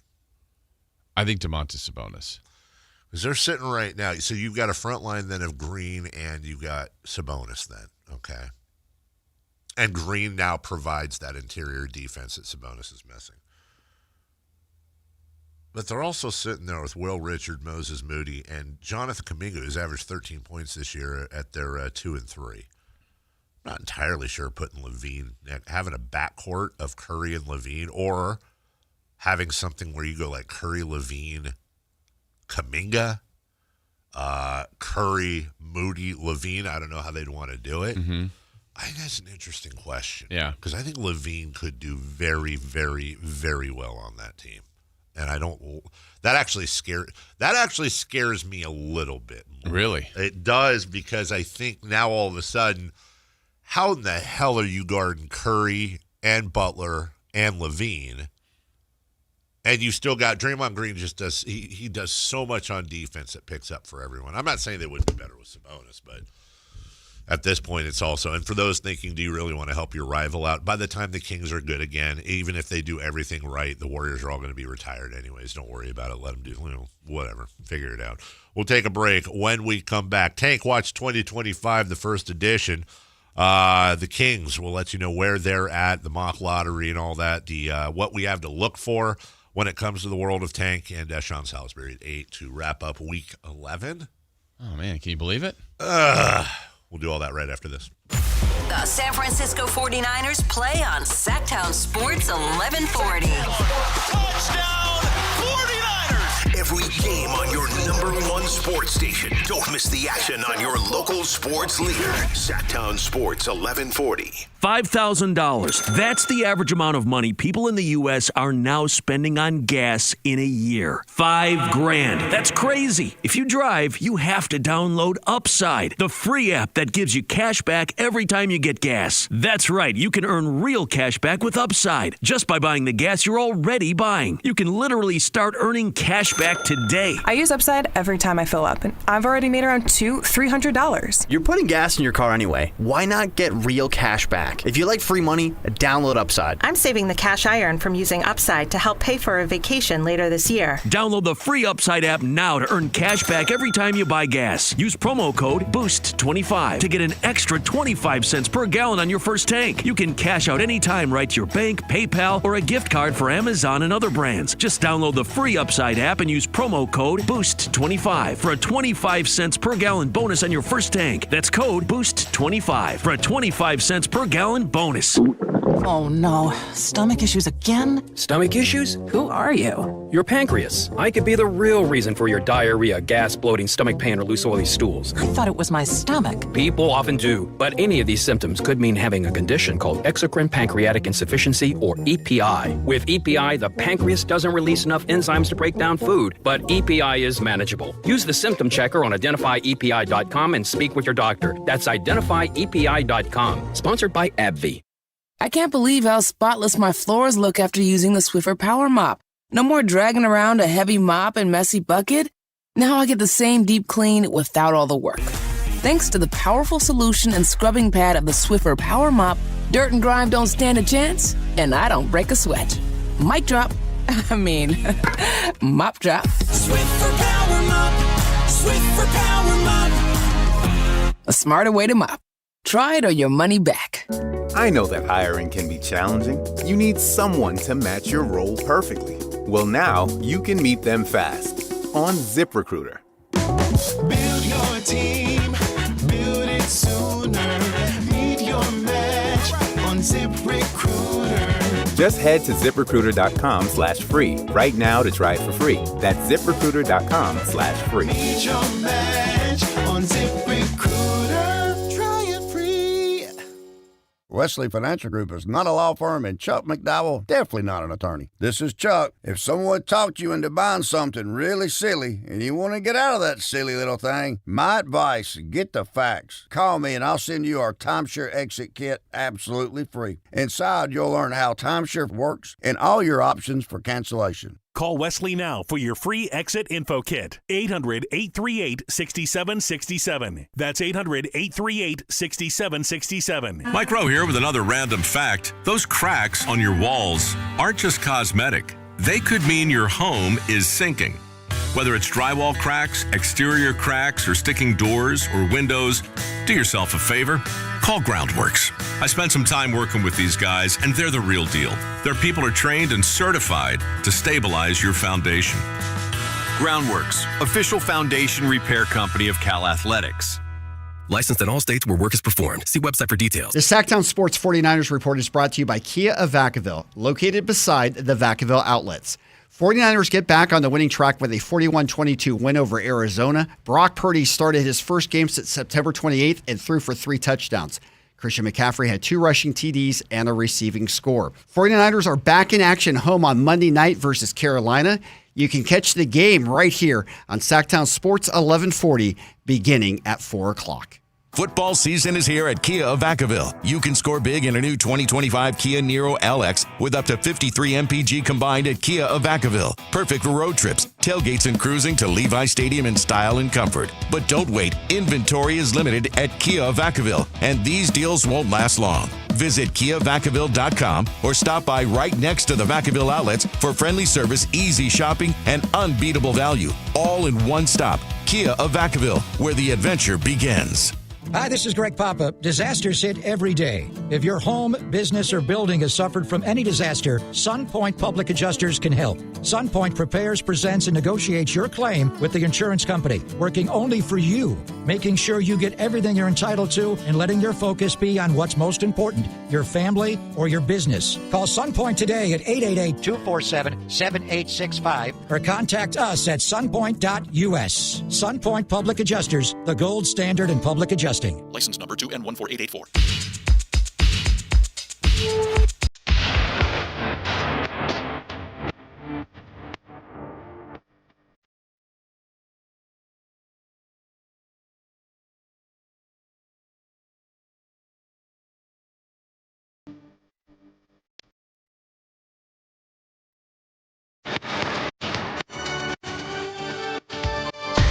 Carmichael Dave. He has very good sources, and he just kind of tells it as it is and gets to the point. Jason Ross. He has a lot of pretty smart things to say. He's good at what he does. On Sactown Sports.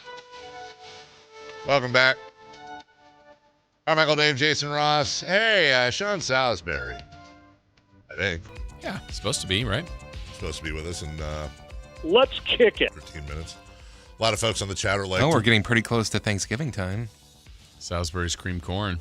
Oh, yeah. I wonder if he, should we? Is it jalapeno cream corn? Yeah. Yes. Ugh. Not a cream corn guy. Unless it's from the movie Cream Corn, one of my favorite movie characters of all time. Remember? You guys never saw Black Dynamite? No. So what? Black Dynamite with Tommy Davidson. That's when I'm always saying I'm running thing. I didn't see it. Oh, my goodness gracious. I just like that line, though. It's a silly movie. I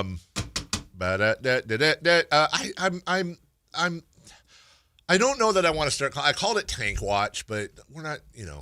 I feel like people get mad at that. I don't want to get lost in that. Right. This should be like I should call it like if things keep going the way they are. Watch, but that's not. You can't make T-shirts out of that. You know what I'm saying?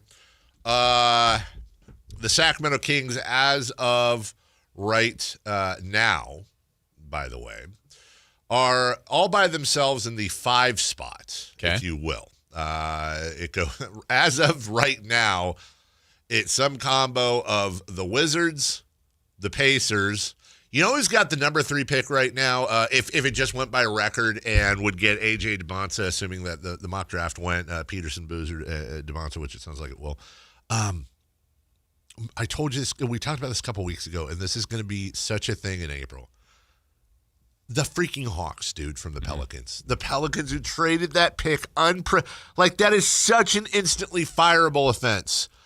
Traded the pick so they could move up and grab Derek Queen, and it is an unprotected pick this year. Like, even if you're going to trade an unprotected pick, either you do it now when you're like a championship contender, or you do it in the future when you lie to yourself and tell yourself you'll be a championship contender. What's a bigger deal that right now the Pacers would have the number 2 pick or the Hawks? I mean, the Pacers, to me, it's just it's Halliburton's injury, even though I still think it's a good team as is. I'm with you, dude. And I don't know why. I mean, they're seemingly in a lot of their games. Yeah. What if the Pelicans are playing some 4D chess right here? They know that Oklahoma City and San Antonio are way ahead of them years wide. Maybe they're purposely tanking the draft to push that forward. Yeah. I would agree with you, but then I would say this. If you really want to do that, keep the pick and draft the guy this year, or keep the pick and trade it for a bunch of picks in the future.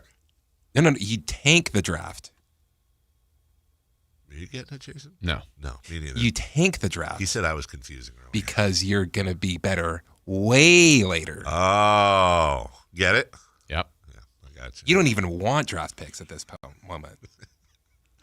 Let's simulate the lottery today, everybody. If we simulate, Kings dropped 2 spots to the number 7 pick, which I think we all know that's where the Kings are going to pick. If you had to pick, wouldn't you say the Kings are going to pick 7th next year? It's seemingly where they pick a lot. Like, that just seems to be the most popular pick in the history of the Kings. And that would give them Tunde Yasufu, a 6'5" shooting guard out of Baylor. Yeah, more guards. So now we have to look at, like, okay, what does the schedule look like? This is how we're going to have to start probably looking at this season and just put it on its ear hole.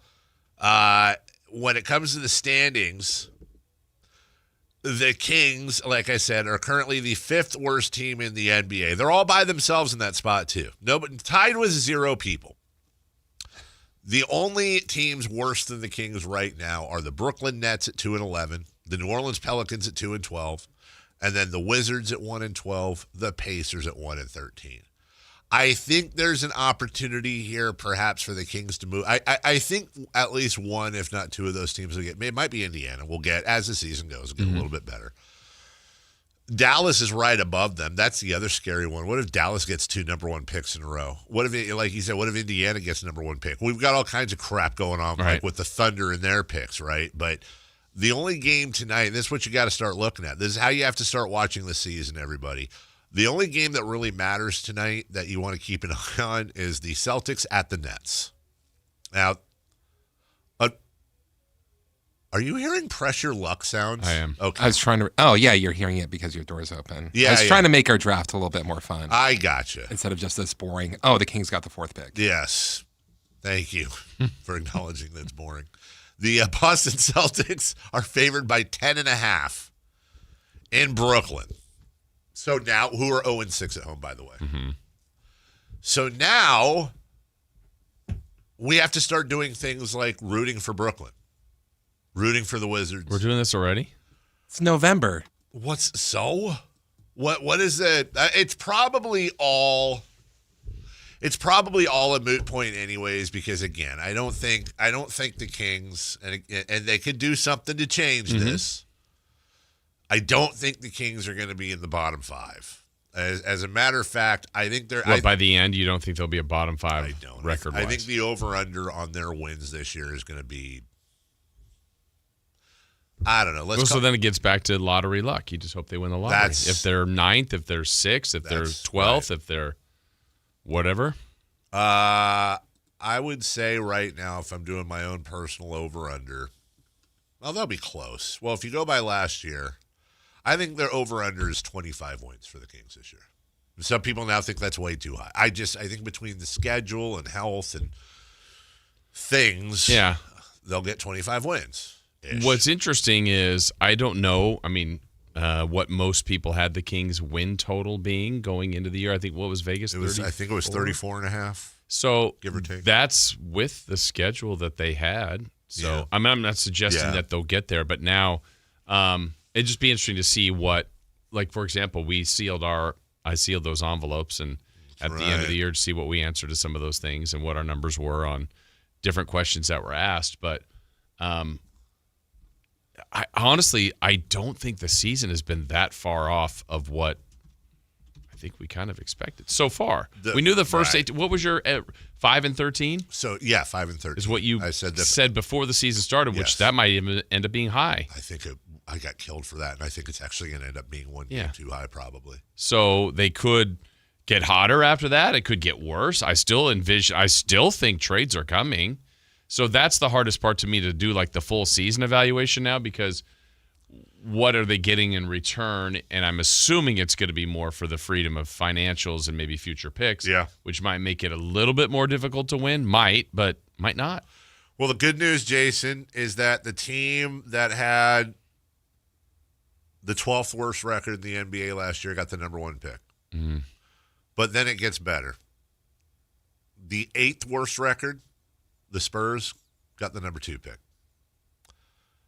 The Sixers had the 5th worst record. They got VJ come with the number 3 pick. And then we get to the Charlotte Hornets had the 3rd worst record. They end up getting the 4th pick, and on and on and on. They got Concanipple, who, by the way, some are saying might be your surprise Rookie of the Year leader right now.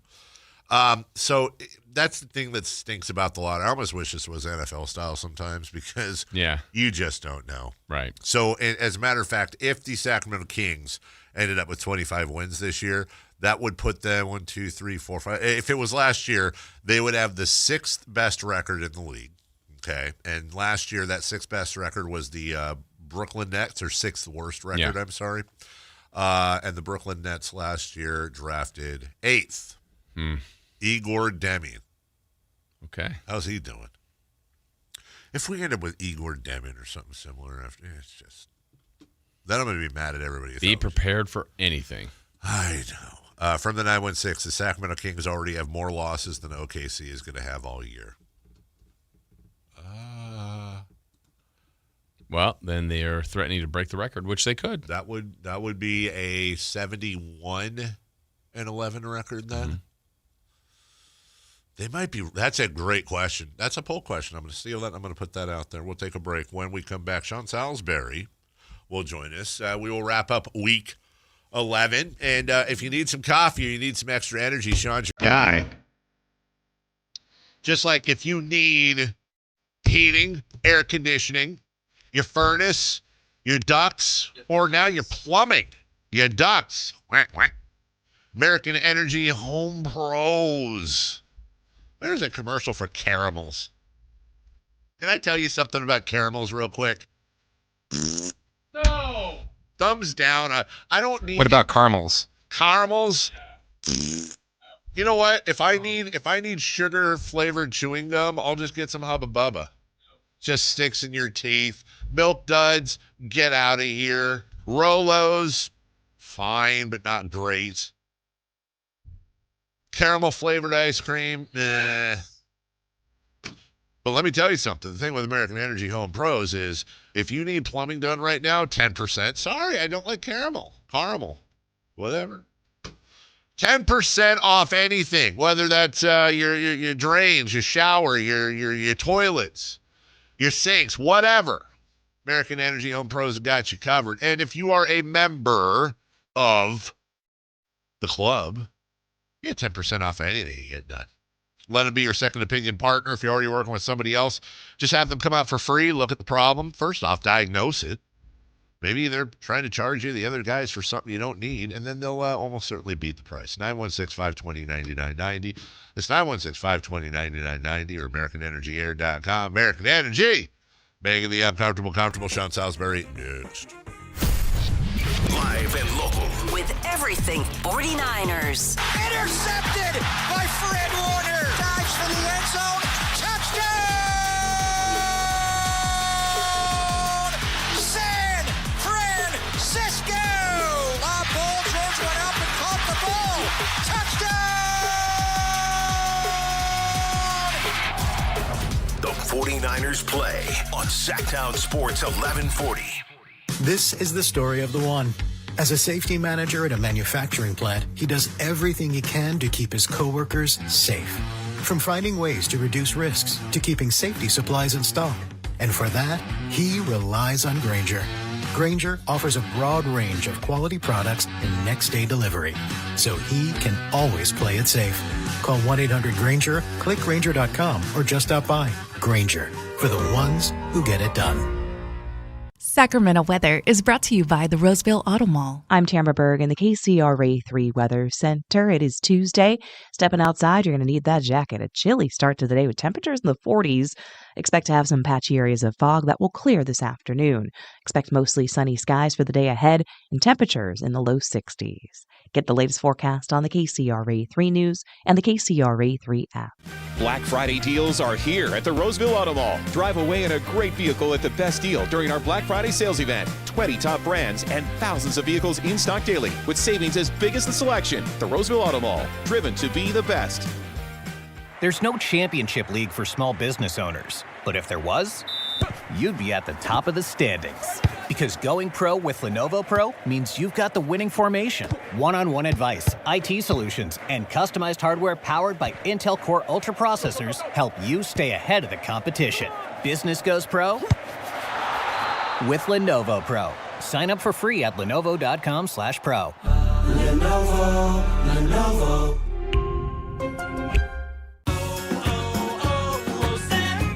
Hi, I'm Maria, salon owner. You know the jingle. Now discover the facts about Ozempic, a GLP-1. There's only one FDA-approved Ozempic made by Novo Nordisk. Learn about the real thing. Talk to your healthcare professional today. Call 1-833-OZEMPIC or visit Ozempic.com to view the medication guide and to learn more about Ozempic. Semaglutide injection 0.5, 1, and 2 milligrams.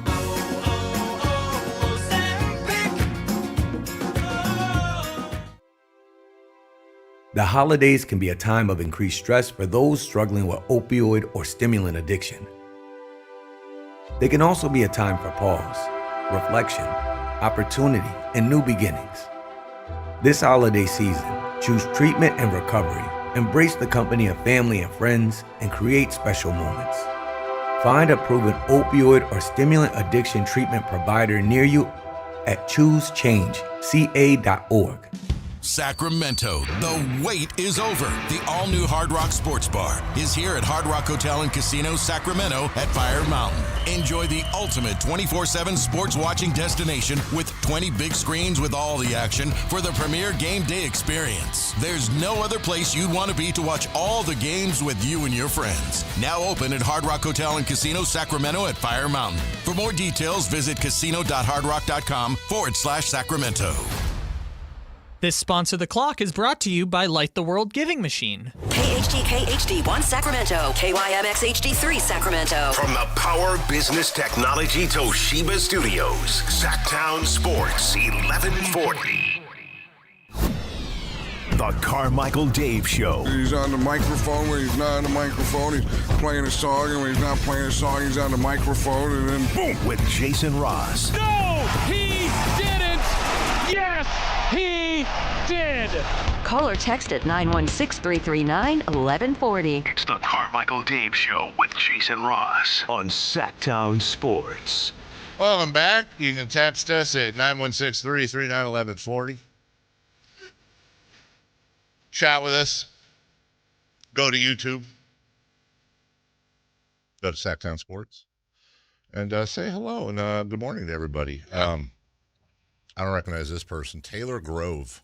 Hi, Taylor. Hey, Taylor. No one takes Dave serious, and he knows it. Oh.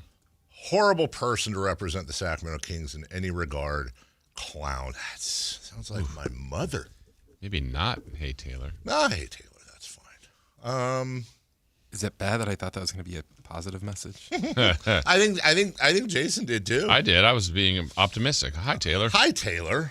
How you doing, Taylor? Oh. Well, have a good day, Taylor.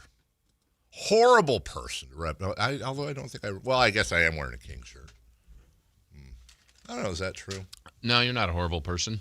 I will say that. Does anyone take me seriously? 1-800-920-1140. Or maybe that's, oh, no, I already was going to do a poll today. What was the poll I was going to do earlier? I said, hey, that's let's see if you can get there.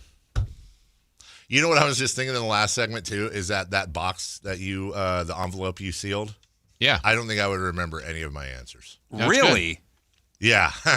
I know that I remember. I can't remember all the questions I asked. There's a few things I remember. I know I'm going to be the first one out with one of my predictions. Which was? The Kings are going to make a run in the NBA Cup. That's already over. They're out. Yeah. They're done. They're done. All right. Well, we're looking for Sean Salisbury, but he is sneaky. He is sneaky. It's tough to track down. He's a quarterback. We can find. He's elusive. We can find Mitch. He's not that fast. Oh yeah. Hello, Mitch. Hey guys, good morning. How we doing? Good. How are you? Good. You're not a horrible person. You're a terrible person. But Thank you. There That's you go, much Mitch. better. Way to bring it in. Terrible is better than horrible, right? how about those Rays last night? What's horrible? How about them? 6th pick in the draft taken. Josh Genti. Mm-hmm. He got 7 yards, 6 carries. He looks kind of small. It's not. This is the NFL. It's not Pee Wee football. I mean, he was good in college, but a lot of players that were good in college didn't really pan out. Yeah, but Mitch, he has like 1,000th of a second to do something before he's being pancaked by 5 300-pounders. Like, they have no offensive line. Are we sure it's Genti's fault? I tell you, the biggest need for the Raiders besides that line is a quarterback. Maybe they should take 2 next year. It will be 7 in the first round. I would do that. I have a feeling. You know who else would probably look a lot better if they had a great line? Geno Smith. Yeah. He looked a lot better in Seattle, didn't he? He did look a lot better in Seattle, and they had a little bit of an offensive line. And one more thing, I wanted the Raiders to sign Sam Darnold. 4 interceptions notwithstanding. He almost won that game yesterday. That's a great point. Also, was Mitch like rotating around when he was talking? It was a little strange. Was he swinging around the phone by the cord? From the 209, Dave, is Butterscotch the younger hot cousin of Caramel at the Kennedy family reunion? That's a wonderful description. Yes, I am okay with Butterscotch. Butterscotch greater than St. Caramel. Okay, so of your little mini rant you had a few moments ago, yes. The one that just is unacceptable. No to caramel and ice cream? Caramel, no. I can handle. You're talking about like the syrup. I don't know. I'm okay with caramel. Caramel. How do you say? Hey, those things by Crayola that you used to color with. What do you call them? Crayons. Thank you. My wife was insisting to my son the other day that they're crowns, and it's like, dude, crowns. Yeah, I was like, how did she spell it? That's what I say. She's like, it's pronounced crowns, but it's also the same person that pronounces loogie. And fajitas. This is legit. That's how I don't. Yeah. Anyways, I'm fine with caramel flavoring. I'm fine with caramel sauce or syrup. Okay. I just don't like caramel. So you don't like taffy? Nope. Probably. Not really. Not really. Now and laters? Fine if there's nothing I'm just else. Trying to think of other no, it's fine. Huh? Starburst. Yeah. Starburst and Mamba are like they're not in my top 10, Tootsie but Rolls? I'll eat it. Tootsie Rolls, no. Okay. My mommy's all right. So I got it. Yeah, that's the it's consistency thing. Yeah. It is. It really is. Good morning, James. Good morning, guys. Good morning. Hey, I wanted to make a comment and just give you props because you guys do a great job. Thanks, Dave, Chris. Everyone there at the station. Right? Jason, thank you so much. Sorry, Jason. No problem. With my comment with the Kings is the most incomprehensible thing to me. I'm a 30-year fan. I'm a season ticket holder. Just on the business side, I think our city is ready. We're ready for a winner. We're ready to spend money. We're ready to be crazy for them. And I just want to comment and just say I just don't get it. Why? What are they not seeing? Everybody's ready. Well, I ready for them to be good and spend all the money and go to all the games and buy all the gear. Is that what you're suggesting? Oh, I think I don't know. He did not like me. I didn't touch it. He didn't. Jeez. I think that's what he was referring to. Well, yeah, they just I don't think there's a single person. Let's be clear. I have no problems criticizing the organization for making mistakes. The one thing I will be very consistent about is I don't think there's a single person in the Kings organization, from ownership to the moppy person that cleans up the sweat, whoever that is. That's the moppy person. Yeah. I don't think there's a single person that's like, I don't want to win. Yeah. I'm good. No, I think everybody desperately wants to win. They just don't know how to do it. Yeah, and the example would be, I already forgot. Are they 3-11? 3-11. So flip the record. If they're 11-3. 11-3 and they're only trailing the Oklahoma City Thunder, Yeah. first off, how big is the game tomorrow? Just on its own, you're like, ooh, two best teams in the West. Are the Kings ready to be at OKC's level? Right. The champs, can they be this team this year?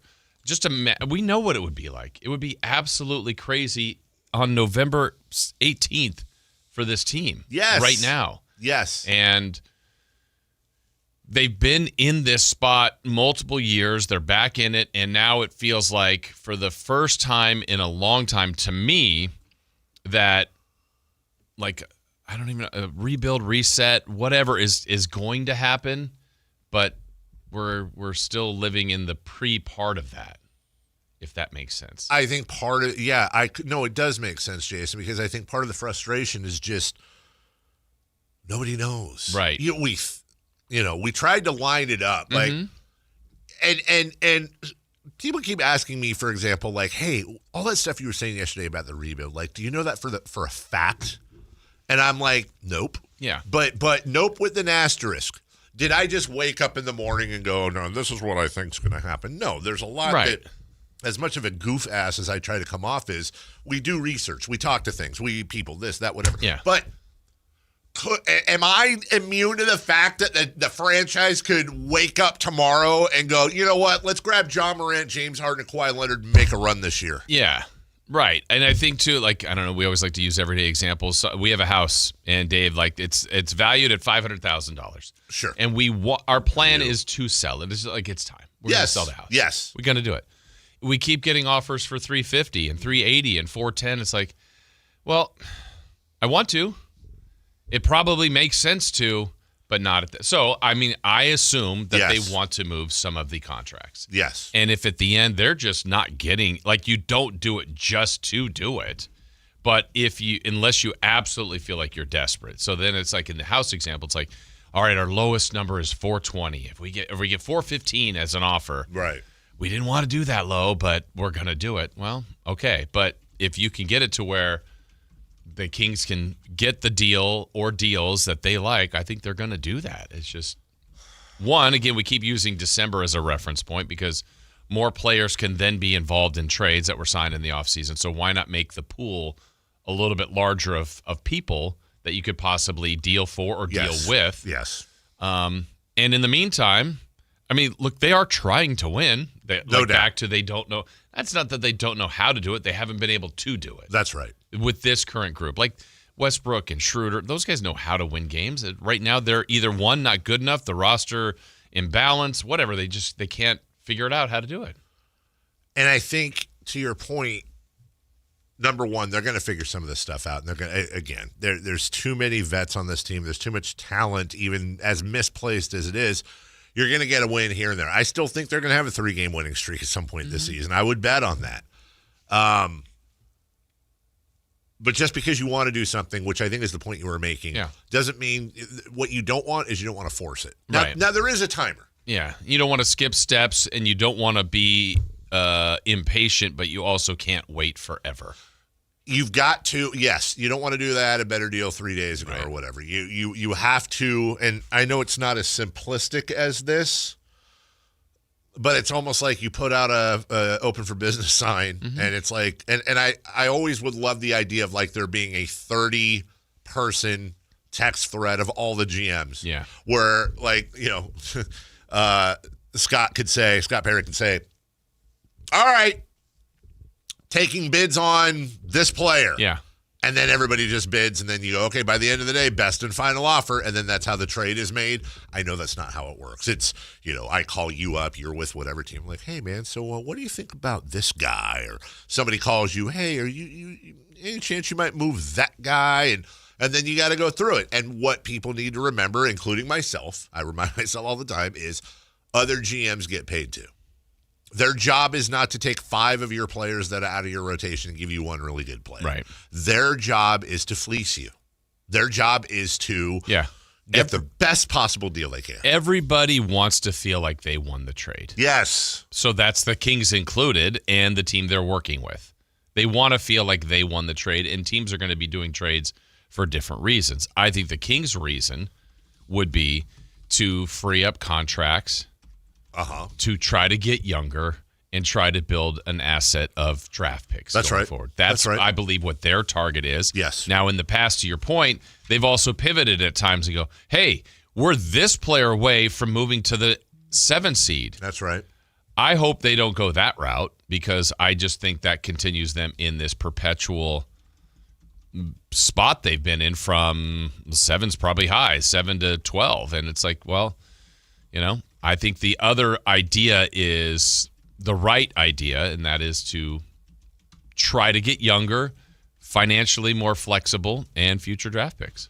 That's the tenets. Which also opens up, like, as a byproduct. So if in some fantasy world they traded, I see in the cutouts over there, Levine and Sabonis tomorrow. Mm-hmm.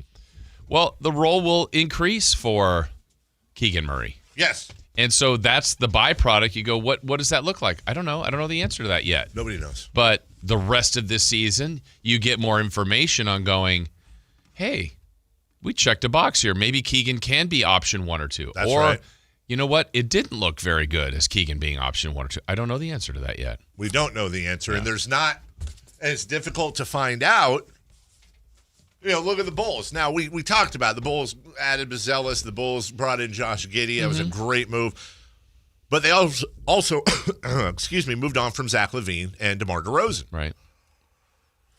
Sometimes, and it's not necessarily a disrespect to those players, but sometimes you do get addition by subtraction. I was just even looking at something the other day, not to beat a dead horse, but I love beating a dead horse, Jason. There is one player in the NBA that is averaging 7 or more assists per game while shooting 50 or more % from the field. Would you like to take a guess as to who? One player averaging One 7. player. I don't know. Davion Mitchell. Oh. Now, we all do this thing, and I don't want to do the thing where it's Davion Mitchell. If the Kings still had Davion Mitchell, they would be competing with no. I think, honestly, if the Kings had Davion, like literally if the Kings could go grab Davion Mitchell back in August for free, first off, I don't think we would have signed Dennis Schroeder. Mm-hmm. Secondly, I think we very well might have a lineup of Davion Mitchell, Keon Ellis, Zach LaVine, DeMar DeRozan, and Domantas Sabonis, which would be incredibly interesting because all your defense is up front. I think they would be better. I do not think they would be any more than, I think Davion Mitchell would be the equivalent of maybe 4 wins to the Kings. I'm being kind. Yeah. But the point is the organizational philosophy of, like you said, like for me, the De'Aaron Fox trade last year, I don't know that that's Monty's biggest screw up. I think that was a horrible trade, but I also question as to what were I have a big question. I've always had a big question as to, was Monty McNair fully in charge of making that move? And by the way, that's not a shot at Vivek either. Mm-hmm. That front office was weird last year, and there were a lot of moving parts going on in that front office. Don't just automatically go for ownership. Secondly, to that point, the whole press conference after Mike Brown, and then when Monty when Monty went out, it looked like he was in one of them videos holding up a newspaper. You know what I'm saying? Like he was not happy, and the way, like that right there. If you go back and you look, honestly, I would invite you guys, go on YouTube, look at the press conference that Monty McNair had, the first one he had after the Mike Brown, and now look at it in context, which we talked about when it happened. There was something going on behind the scenes there. So the thing with Davion Mitchell, though, is they traded Davion Mitchell basically to be able to get rid of Sasha Vezenkov. Right. That type of organizational short-sighted philosophy that led us to where we are right now. And now you go, well, hold on a second. The Sacramento Kings were so desperate for a point guard. I mean, it really is. If it wasn't serious and we weren't just having phone calls from somebody who, is a season ticket holder. And I'm look, you and I talk about this all the time, but we're also talking about the people that like pay money and go there and like they want to. One of the 9,000 frustrating things, but maybe the most is like, Scott Perry had to get his rookie head coach a point guard that he could trust, a quarterback on the court. It was a musical chairs. They had to get Dennis Schroeder because, again, Russell Westbrook didn't decide to the last minute. They had to get somebody, and they give Dennis Schroeder $30 million with it, basically what is a third-year option. But, $30 million, $45, however you want to cut it. But that third year is very little guarantee. And then they bring in Russell Westbrook, who we love, right?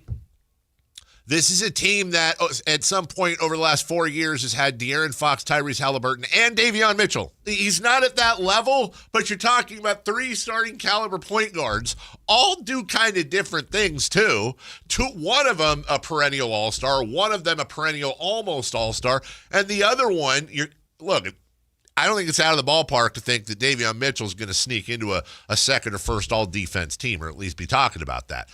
And now we're sitting here going, well, okay, Dennis Schroeder and Russ Westbrook, God bless them, and we don't have a 4. It's just I think the frustrating thing on top of frustrating things, Jason, is just there's no one place you can point. They will write songs about the fall from the beam team till now, and I think fans just fans don't speak as one person. Fans feel everybody. There's a lot of different thoughts. We've talked about this ad nauseum. But I think ultimately, if there was a strong, announced, forward direction, and I'm not immune to the fact that the Kings can't necessarily do that right now because you don't want to announce to the world that you're having a fire sale. You don't want to lower your leverage. There's no point. It's like the injury report thing. Like I think it's just this whiplash and this purgatory and this treadmill. I think the fans have just gotten to the point where I think if I'm working for the organization, I'm going, you know what, these fans are smart. They're not idiots. 95% of Kings fans are really, really smart basketball fans. If we're clear, if we're directed, if they get it, we're going to get some support. I can't speak to attendance. Yeah. But the fans are going to support it. Well, and then you kind of have the idea of the plan, and then you watch it grow, and that can be very exciting. And we said this on the Beam Team year, that first year, the come up, however you want to reference it. If it's I look at the 8-year run, which everybody, guys always talk about the early 2000s. Well, that was significant. That's the best time of basketball in this organization. But that very first year was so much fun. The 99 year and Jay Will and the excitement he brought. Now, the level of pressure was different when they were a title contender, the 02, 03, 01, 02, 03 kind of 3-year stretch where it's like this team is good enough to win the whole thing. They did not, but they were in that elite tier where there's an expectation like, oh, they're going to win tonight. They're going to win tonight. That's also a great spot to be in, but it's a different level of kind of angst going into each night. But now they're in that. You either want to be a team that you feel like, okay, they're climbing up the ladder, or at least if you're not, you've got they're building with this piece or these two pieces. I don't think they can check either of those boxes today. No, we talked about the piece thing yesterday. Yeah. At least you had a Tyreek Evans, at least you had a DeMarcus Cousins, even on the worst of the worst teams. Was it Tyreek that was on that 17-win team? He became the pick from the 7 because they were supposed to get number 1. That's right. Possibly Blake Griffin, and they got Tyreek Evans. I look at the way. That's right. I look at the way this team is constructed and the situation. When you take everything into account, I would not want to be Phoenix. I would not want to be the Clippers.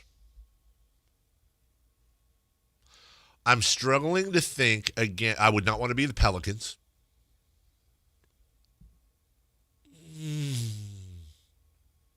Yeah, I would not want to be the Pelicans. I was just thinking, do they have enough tradable assets? There's probably another team in there I'm forgetting. Phoenix Suns, by the way, are 8-6 right now. Mm-hmm. It might be 3 teams in the NBA and 3 teams only that are in a worse situation than the Sacramento Kings. Doesn't mean they can't come out of it. But the more we're open and transparent, I mean we as a whole, and acknowledge the situation, the fact that they're not they're not this bad. Even in the midst of us talking about all this, you and I both agree as constructed, as lopsided as they are, the roster is too talented for them to win 21.4% of their games. There is a health issue with Keegan Murray, who's arguably the player they need the most when it comes to defense and overall cohesion. They've had the most brutal schedule in the NBA. Logic just simply dictates this is probably a 30 to 35% winning team, which now gets you into that 24 to 30, but you don't want to be there. Right. So even when we're sitting here saying, actually, the team's better than it is right now, you're going, but we don't want to be that, because that's where you get into the treadmill.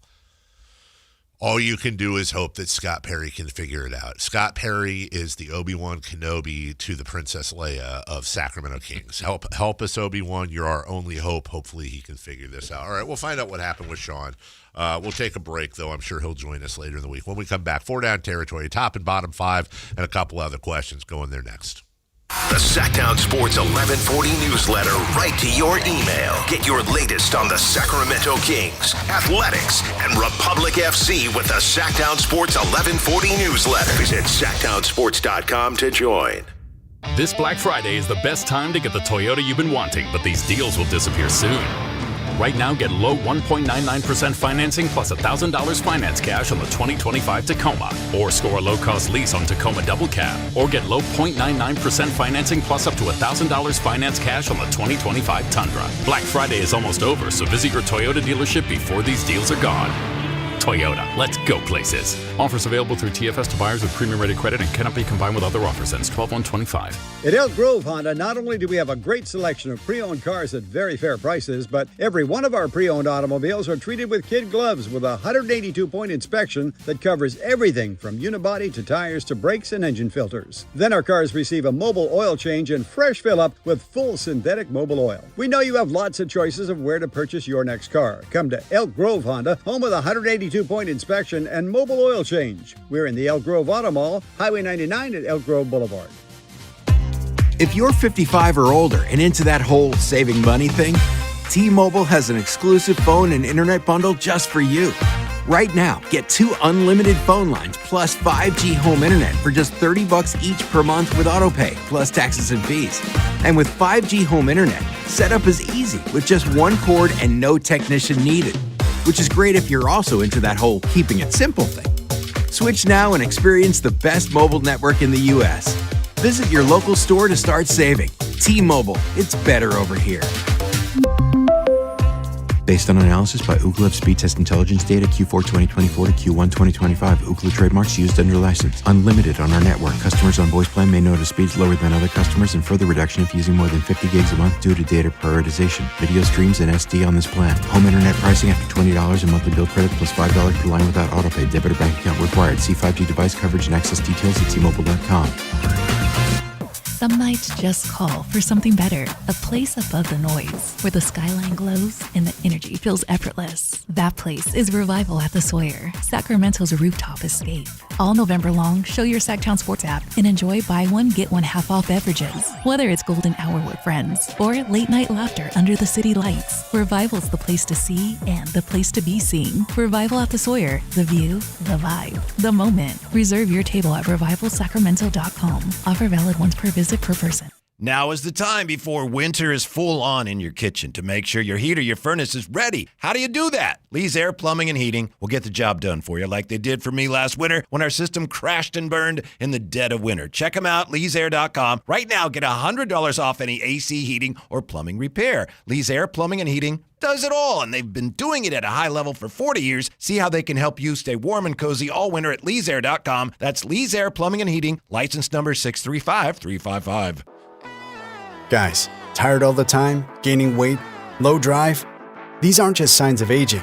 They could be low testosterone or other underlying issues. Right now, Revive Men's Health Sacramento is making it easier to get answers with a comprehensive wellness panel. It's not just a lab test, it's where better performance begins. Our providers will check your testosterone, blood sugar, cholesterol, kidney, liver, thyroid, and heart health. A $400 value for just $99, or free if you start treatment. Over 120,000 men have trusted Revive to restore their energy, mood, and confidence. So if you're ready to feel better and live stronger, call 916-619-3000. That's 916-619-3000. Or visit ReviveMen'sHealth.com. Offer ends November 30th. Must medically qualify. Terms apply. Contact us for full offer details.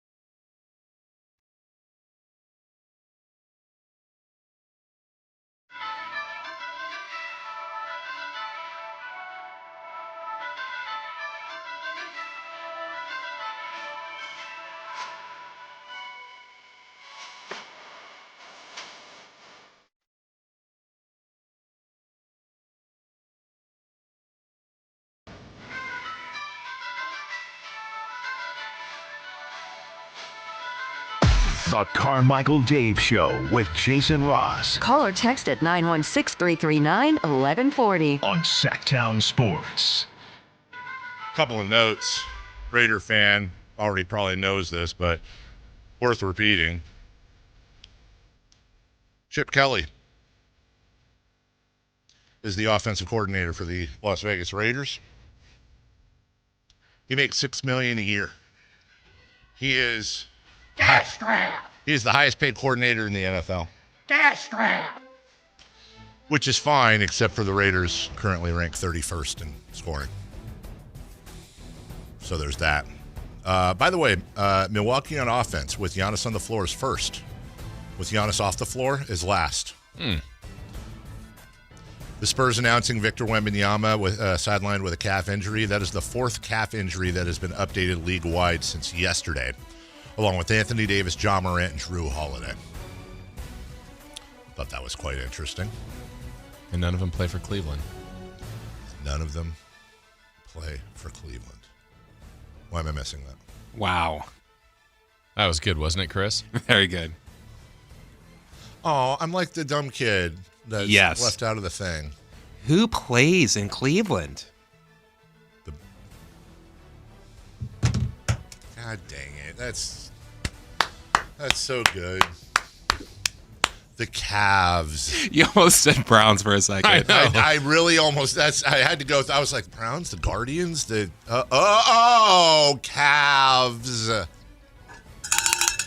Good for you. Yes. Also, lastly, before we get to the footballs, we did that draft earlier that you guys were really super confused over. Uh-huh. It was our fault. How would a draft go? How would an NBA Not another draft. How would an NBA draft go? Is that the worst draft experience you've had, Jason? No, that'd be Thomas Robinson. Oh. How would an NBA draft go if you were only drafting American players? I'm going to do it. The point is, who's the best American player right now? Steph Curry. Steph Curry, Kevin Durant, Cade Cunningham, Anthony Edwards, LeBron James. The G League player? Yes. Who is the highest ranked American player right now, and where does he rank? Like, okay, you said Steph Curry, right? Mm-hmm. So would you rank him ahead of Jokic? No. Would you rank him ahead of Shea? No. Would you rank him ahead of Wemby? I mean, he did beat Wemby. Yeah, maybe. Yeah. Would you move our lunch to next week? Is that what's happening? Yes. Officially? Yep. Oh, you already did it? Just saw it on my watch. Oh. Well, you did it, or? No, I didn't do it. For that territory question on it. Who are your top 5 teams in the NFL? I don't know. God, why are you asking me all these questions? I'm just a guy. I'm just a dad and a guy. Top 5.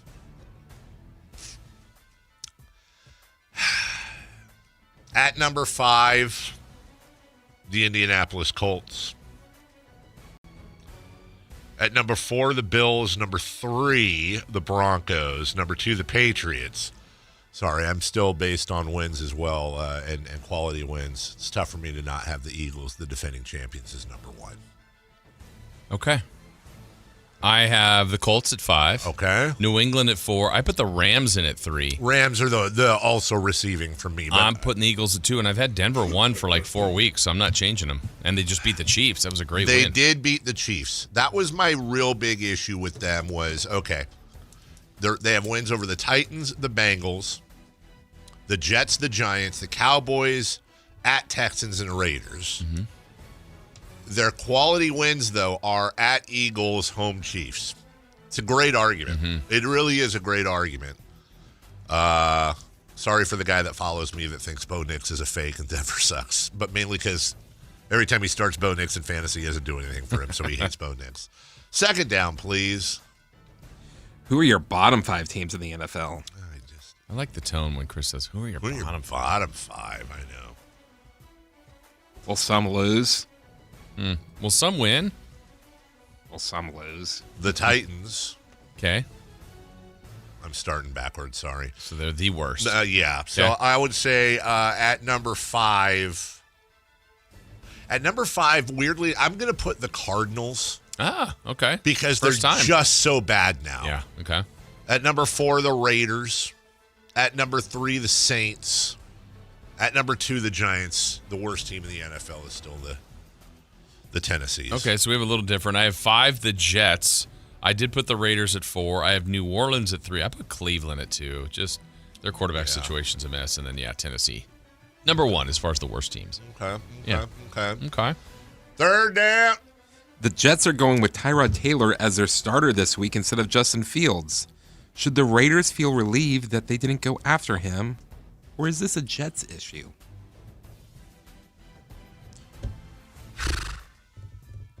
That was a guy you were looking at for the Raiders. And I'm not sure it's him. Here's the problem. I think each team has their issues. Yeah, I don't know that the Raiders should feel relief. I don't know how many quarterbacks you could put under center for that Raiders offensive line and expect them to do anything. Just again, we've been talking about Ash and Genty all morning. I can tell you this much.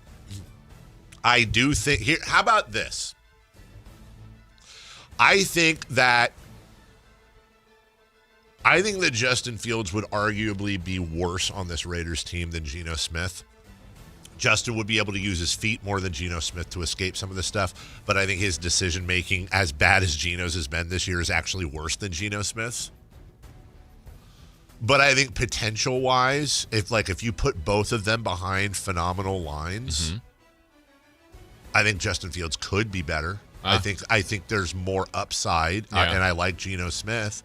But look at who Justin Fields has been playing for. He has not had, It's a tough move, too. Like, that was kind of their move in the offseason, and now you're this far. And look, the results aren't there, but isn't this the kind of year you just kind of go through it and fight through it and say, yeah, we just want to see if you are the guy, but maybe they've already determined that. People move on quickly. They really do. And now it's kind of funny where you have this thing in the NFL with the Sam Darnolds of the world and the Mac Joneses of the world where you go, okay, are we moving on? Like I asked Greg Papa the other day about what's his face, the pretty-looking guy the Jets drafted, Zach, what's his face? Zach Ellis, Zach Efron, Zach Galifianakis from BYU. Levine. Yes. And Wilson. Thank you. Wouldn't have gotten there. And and Greg was like, yeah, that's a little bit different size, shape, and how he throws the ball. But what you don't want, like Anthony Richardson, let's take him for example. Obviously, he ain't the guy with the Colts, but if you're somebody like the Raiders next year, and it doesn't matter if you don't get a line, but I might be calling the Colts, and I am aware of how terrible Anthony Richardson looked. But if you're in the Raiders' position, I don't know. Can I get him for a conditional 20th round draft pick and $1? Okay, who knows? Yeah. Get somebody in there to work with him, put a line in front of him, and I think it doesn't just have to be the super established guys. It also has to do with, well, look at who they've been playing for. And I don't know how Richardson would do with the Colts this year. I imagine he would do better than he has, but he wouldn't be Daniel Jones. Right. But remember, Daniel Jones was a New York Giants cast-off. Yeah. Mac Jones was a New England Patriots cast-off. Now, are the Patriots 9-2 with Mac Jones? I don't think they are, but I think Mac Jones is a lot better with this year's Patriots team if he's playing for them than Patriots teams in the past. It's just so weird to put all that together. And that's why these guys get paid a lot of money to notice that and say, okay, this guy's numbers are bad, but look at the context. Right. 4th down. Joe Burrow is making progress and could return to the Bengals this season. But should he? Should he? I see what you're asking, Jason Ross. Yeah, 1, obviously the more they lose, the better their draft pick will be. But 2, that's the franchise. That's the guy. Like, do they risk him coming back for the final, I don't know, 4 to 5 games to... The Cincinnati Bengals are 3-7 right now. The Jacksonville Jaguars are 6-4, and I want to say they play. Yeah, the Jaguars beat them earlier this year. The Bengals still play the Patriots next. At Ravens, at Bills, home Ravens, at Dolphins, Cardinals, Browns. I can count 1, 2, 3 defenses I wouldn't want to play in there. There's some winnable games, but to your point, if you're Herm Edwards, you bring him back. You play it away in the game. They're not making up 3, perhaps 4 games on the Jaguars. Yeah. He's only going to get potentially hit and hurt. You don't need Joe Burrow to get reps. He's Joe stinking Burrow. Yeah, he's QB1 next year. I mean, there's not a question of that. Doesn't matter of what happens. Of course, he's QB1. And then on top of that, you're right. No one wants to hear this if you're a fan, but there's no point in the Bengals winning. Lose. Get somebody they need or trade down. I don't see the negatives far outweigh the positives, in my opinion, bringing Joe Burrow back. Would there, if we frame the question differently, and I don't know that any athlete would ever admit this, but what if it came out like Joe Burrow doesn't want to come back? Not that he doesn't want to be a Bengal. Right. Just like, I don't want to play the rest of that. Like, that's questioning. Like, I would go, like, if the trainer's like, hey, he's athletically, he's cleared, and the athlete wants to play, you kind of have to play him. I want to have my injuries start at week 2 next season. You know what I would do you never know. Maybe the Bengals are so screwy at the top anyways, but if Burrow went and privately was like, guys, I really don't want to come back. You wonder if the Bengals would be like, well, cool, then give us back your salary, which is a perfectly reasonable stand. I get it. We're paying you, dude, if you're healthy, you're playing. But again, from an organizational standpoint, the wins make no sense for them. They're out of it.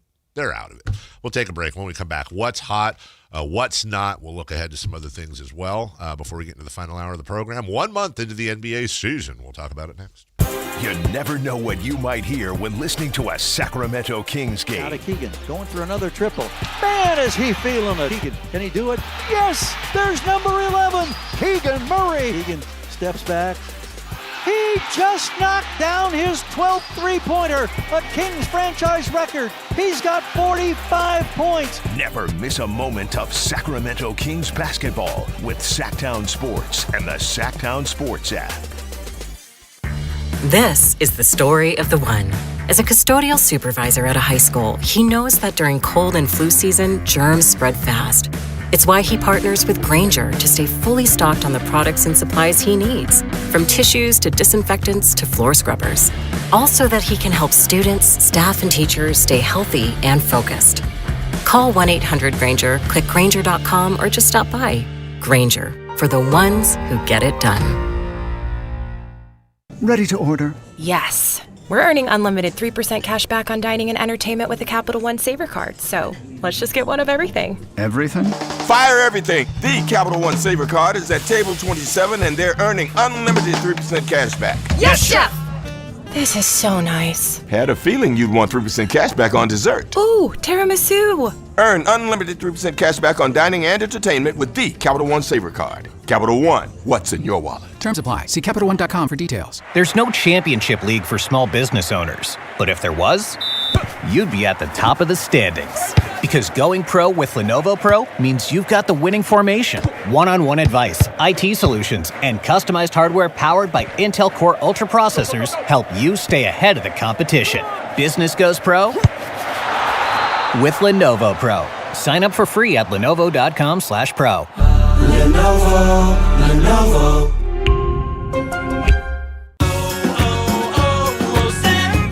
Hi, I'm Maria, salon owner. You know the jingle. Now discover the facts about Ozempic, a GLP-1. There's only one FDA-approved Ozempic, made by Novo Nordisk. Learn about the real thing. Talk to your healthcare professional today. Call 1-833-OZEMPIC or visit Ozempic.com to view the medication guide and to learn more about Ozempic. Semaglutide injection 0.5, 1, and 2 milligrams.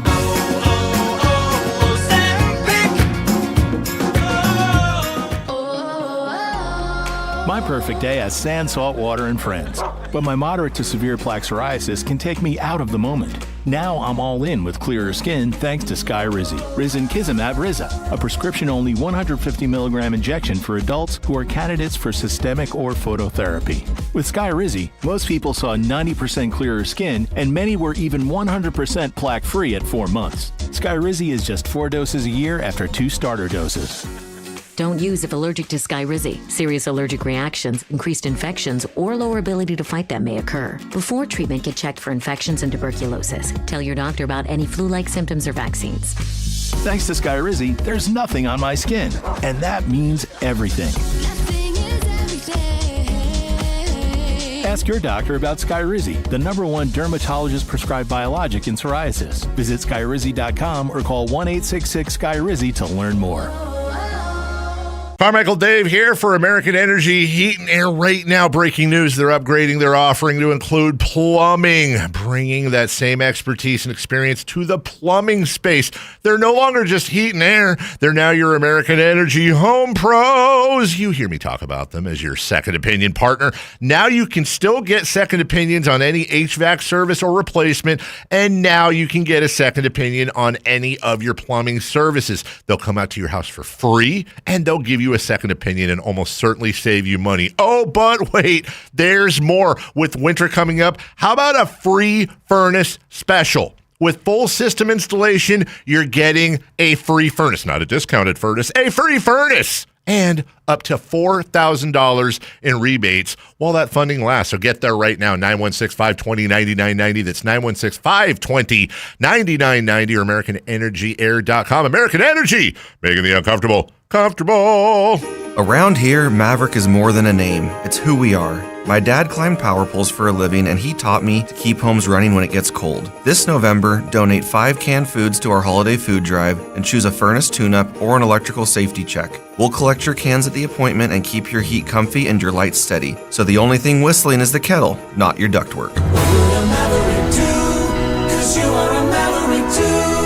Visit callamaverick.com. Limited November appointments. Some restrictions may apply. What's hot, what's not? Brought to you by American Energy Home Pros, making the uncomfortable comfortable. Head to AmericanEnergy.com to find out more. What's hot? Yeah, hot. Real hot. And what's not? It's not good. Brought to you by American Energy Heating and Air, Sacramento's complete heating and cooling company, and second opinion partner. Hey, Chris. What's that? Who's hot? Who's hot? Yeah. So let me tell you who's hot. Please do. That would be Nikola Jokic, Jamal Murray, and Aaron Gordon. But wait, what? Yeah, last night they combined for 94 points. Okay. 39 rebounds and 17 assists. That's a lot. The last trio of NBA teammates to reach that point, those numbers in a non-overtime game was... let's go with Nikola Jokic. No. Jamal... Oh. Way off. Okay. Decades off. Decades off. Shaq, Kobe, and... Giannis. Derek Fisher. Well, your guys' favorite team, the Lakers, Wilt Chamberlain, Jerry West, and Happy Harrison. Oh, Happy. Yeah. They accomplished that feat on January 24th, 1971. That was a good game, though. It was a great game. Well, they are hot. By the way, I was on the phone. Sean Salisbury apologizes. He was securing his dog ran away. Gosh. That's not funny. I'm not. You are laughing. I should clarify. I'm in no way laughing at a dog running away. I'm laughing because I'm aware that it sounds like an excuse, and it's not like the dog ate my homework. And ran away. His doggy ran away. He didn't have his phone because he ran out the door after it. Took him over an hour and asked if he could come on tomorrow at 8. Of course he can. I think. Maybe. Yes? Yeah. Anyway. Too much Hallmark. The dog was like, I can't watch another one of those movies. Please let us remember. Once I see the door open, I'm making my go. Please let us remember that tomorrow so that we can maybe at the beginning of our conversation with him formulate a Hallmark plot based around Sean losing and then recovering. Happy ending. Name of the movie? Doggone. A Doggone Christmas. A Doggone Christmas. And so the dog leaves the farm, because it's always on a farm. Right. Or at the fire station, if we're doing Hallmark. Oh, wait. Dog runs to the fire station and meets a fire woman? Oh, a little twist. Yeah, she's the chief, fire chief. Okay, hold on. Was the dog originally bought by the person's wife who has passed away, and now it's just him and the dog, and the dog who was bought by his now dead wife ran to the fire station? Dude, this is just John Wick. To find, no, but the dog didn't get shot, to find the fire woman, who then they fall in love, and the dog brought them together. It's kind of the spirit of the dead wife. And the dead wife was a twin sister that they never knew they had. Of the fire woman? Uh-huh. Yo. We just made a movie. I think we 100% just made a movie. It's a smash hit. We could plug that into chat. I make it. There's another movie like this. I say that the firewoman needed a heart transplant, and the wife who passed away, it turned out her heart went to the firewoman, and they had no idea who it was. Oh, doggone heart. A doggone heart Christmas? Nope. A doggone Christmas. And that's why the dog ran up to the firewoman, because he recognized her. Yeah. Because he smelled the heart? Mm-hmm. Just like the same. Ew. Same. Yeah, he was sniffing around. I was like, hey, that's her heart. But what if the dog starts mauling because he thinks that the new woman stole the heart from... So it's a comedy. Yes. Who's not? The Denver Nuggets. Wait, what? Yeah, they had all that happen, and they lost to the Bulls 131-27. First time a Denver team has lost at home since... that would be September 22nd when the Angels beat the Rockies. Dave jinxed him. Every single thing that every fan does at home or at the stadium makes a direct impact in the game. The female fire chief is the high school sweetheart of the guy who lost the dog. Also, and then the dog gets drafted by the Kings. Some seasons don't just end in victory. Some just end in puppy love. Hey. Bigger than basketball. Bigger than basketball. Bigger than dog. Mm-hmm. Bigger than heart transplant. Actually, I think that's the line. Yeah. Is anything bigger than... I don't think so. I don't think you can have bigger than heart transplant. Then we have a great opportunity for Scott Pollard to have a cameo. Thank you he is the ghost of Christmas Future, and he brings them all together. He shares his amazing story, and everyone lives happily ever after. I love it. And I love Scott Pollard. Yeah. So everything works. Who would not want to see... by the way, I'm not joking here. I 100% believe Scott Pollard could star in a Hallmark movie. Oh, yeah. Pull it off. 100. It'd be something giant. Something, or he'd play some sort of like friendly. A king-sized heart. A king-sized. He's an elf for Santa, and you're like, wait a minute, aren't elves supposed to be? And he's like, that's what we want you to think. Right, exactly. It turns out elves are actually all huge and have beards. And are super kind to people like Scott. Yeah. I love this. And you know what? You say all proceeds go to the charity of Scott's choice, and boom, there you go. 100%. You want to talk about a gentle giant. That is Scott Pollard. For sure. I agree with that. a really loud booming voice. Yes, and a laugh. Best laugh. Comes in on a prank show. Yes. That scares us all. Not much going on tonight in the world of sports, guys. Just some games. There's no football. Hey, maybe it's LeBron's return. It could. Well, I mean, if he makes it up from the G League. Maybe. The Jazz take on the Lakers. You think when the Jazz and the Lakers play, you think some of the players go out to eat? Why is that? I'm just because they used to be the Minneapolis Lakers and the Jazz used to be in New Orleans. And I'm just realizing none of that makes any sense. It doesn't. Nope, none. Zero. If you could draft team names, I would flip-flop. I would give New Orleans the name Jazz. Yeah, they should have. They should be the Jazz. 100. Like that is like when LA. What would the Lakers get? What would Los Angeles get? Or can they stay the Lakers? Now Minnesota should be the Lakers. Yeah, 100% Minnesota. So you take the Lakers and put them in and put that name in Minnesota. You take the Jazz and you put it in there. Now you have the Pelicans and then you make it the Utah Timberwolves. They probably have Timberwolves in Utah, right? Aren't they all mountainy and stuff? Or could they be the Lakers? The Utah Lakers? Laker. Salt Lake. Well, then what? The Minnesota Pelicans? No. We don't have that. We can change names. Yeah. It'd be the Minnesota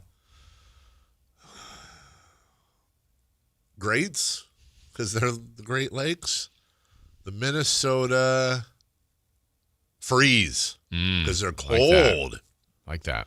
And then it would be the LA Stars. How about the LA? Oh, I got it. The LA garbage human water stealing morons. I love LA. How about that? Think of the mascots. What would they be? Wait, Lakers don't have one, do they? They don't need one. We don't need. We have the Laker girls, and we keep the arena dark. We're the Lakers. Our mascots are actors and actresses. That'd be kind of funny if there was how would you even have a Laker mascot? Like it's a Jack Nicholson, like a mascot.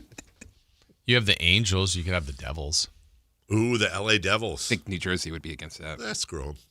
There's multiple. Yeah, there is. Shared names. Absolutely. Yeah, like the LA Kings and the LA Kings. Or in the Sacramento Kings. Mm-hmm. They'd be the Santa Ana Winds. Should the Kings completely rebrand and change their name from the Kings? Our Kings. Should just completely rebrand to the Capitals. I don't know. No, I legit don't know. But what if that's what's cursed? The Sacramento close to everything.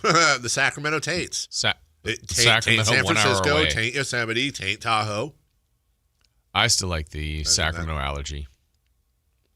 People move here, they get allergies. What about those Sacramento Rivers? Oh, no, we have the River Cats. Bring back the River Rats. And we have the River Rats. What about the Surge? No. Not Mountain Lions. That's dumb. Sacramento Rafts. I'm trying to think of Sacramento Trains. Sacramento Ponies, because of Pony Express. Yeah. Sacramento Express. That's not bad. It's not bad at all. Okay, it's kind of lame. Sounds like an indoor football team. Well, that's because you're thinking of a CFL team, probably, right? Canadian football. Wasn't the LA Express the maybe it's XFL? Yeah. Oh, UFL. UFL. One of them. One of the FLs. By the way, our big boss. Also, when I was walking downstairs, he has this on his TV right now. Sorry about lunch. Try next week. Yeah, wasn't our fault. We'll take a break. When we come back, top of the hour, final hour of the program. Hey, we're 1 month into the NBA season. It's only 1 month in. It's 1 month in, Jason. Lots has happened. Lots of it. Lots has happened. We'll go over that next. The Drive Guys, weekdays 2 p.m. to 6 p.m. on Sactown Sports 1140. This is the story of the one. As a safety manager at a manufacturing plant, he does everything he can to keep his coworkers safe. From finding ways to reduce risks to keeping safety supplies in stock. And for that, he relies on Grainger. Grainger offers a broad range of quality products and next-day delivery, so he can always play it safe. Call 1-800-GRAINGER, click Grainger.com, or just stop by. Grainger, for the ones who get it done. What's up? We're talking to Chad Hoblet of Hoblet Dodge, Chrysler, Jeep, Ram, and Woodland. Chad, what's happening for the Black Friday sales event? We have the best savings yet on new 2025 Ram 1500 Tradesman Crew Cabs, starting at only $34,995 with up to $12,500 off MSRP, or save thousands with $5,250 off MSRP and 0% financing for 72 months. And did I hear you got the Hemi back? Yep, we have 450 new Rams available, including the 5.7-liter Hemi, and we have 40 Hemis in stock. Plus, with our award-winning customer service, you won't find a better combination of selection, service, and savings than at Hoblet Dodge. Search, select, and save at HoblettDodge.com. Unbeatable prices, unbeatable selection. Nobody beats Hoblet, period. 12,500 total net savings on select new 2025 Ram 1500 after $7,250 factory rebates and $5,250 dealer discounts. Rebates include $2,000 select inventory cash, $500 on the job upfit, must show eligible upfit. $34,995 net price after rebates. VIN number 170493. 0% financing for well-qualified buyers on approved credit through Stellantis Financial. Must have 720 plus FICO score. $13.89 per thousand borrowed. See dealer for details. This 49ers Red Zone Report is being brought to you by Mountain Mike's Pizza. Pizza the way it ought to be. Towards Sky Moore, takes it at the 3-yard line, far hash, brings it up the field, gets past the 25 to the 30, 35, 40, 45, 50, has one man to beat, it's the kicker, Sky Moore, down to the 5, diving for the pile. Steps up into the pocket, throws a deep ball downfield, Kittle makes the catch over the shoulder, near pile on, into the end zone, touchdown 49ers. Ready, set, win big. When the 49ers win, you score. With 49% off any large pizza, only at Mountain Mike's Pizza. Celebrate every game day with your favorites from our legendary crispy, curly pepperoni, bold sauced up wings, garlic butter drenched sides, and gooey sweet desserts, all hot, fresh, and built for a Niners victory. Download the Mountain Mike's app, join Mountain Rewards, and turn every Niners win into a pizza party. Let's go Niners! Mountain Mike's Pizza. Pizza the way it ought to be. This Sponsor the Clock is brought to you by Light the World Giving Machine. KHD1 Sacramento, KYMX HD3 Sacramento. From the Power Business Technology Toshiba Studios. Sacramento's official home of the 49ers. San Francisco. Sactown Sports 1140. The Carmichael Dave Show. He's on the microphone when he's not on the microphone. He's playing a song, and when he's not playing a song, he's on the microphone, and then boom. With Jason Ross. No, he didn't. Yes, he did. Call or text at 916-339-1140. It's the Carmichael Dave Show with Jason Ross on Sactown Sports.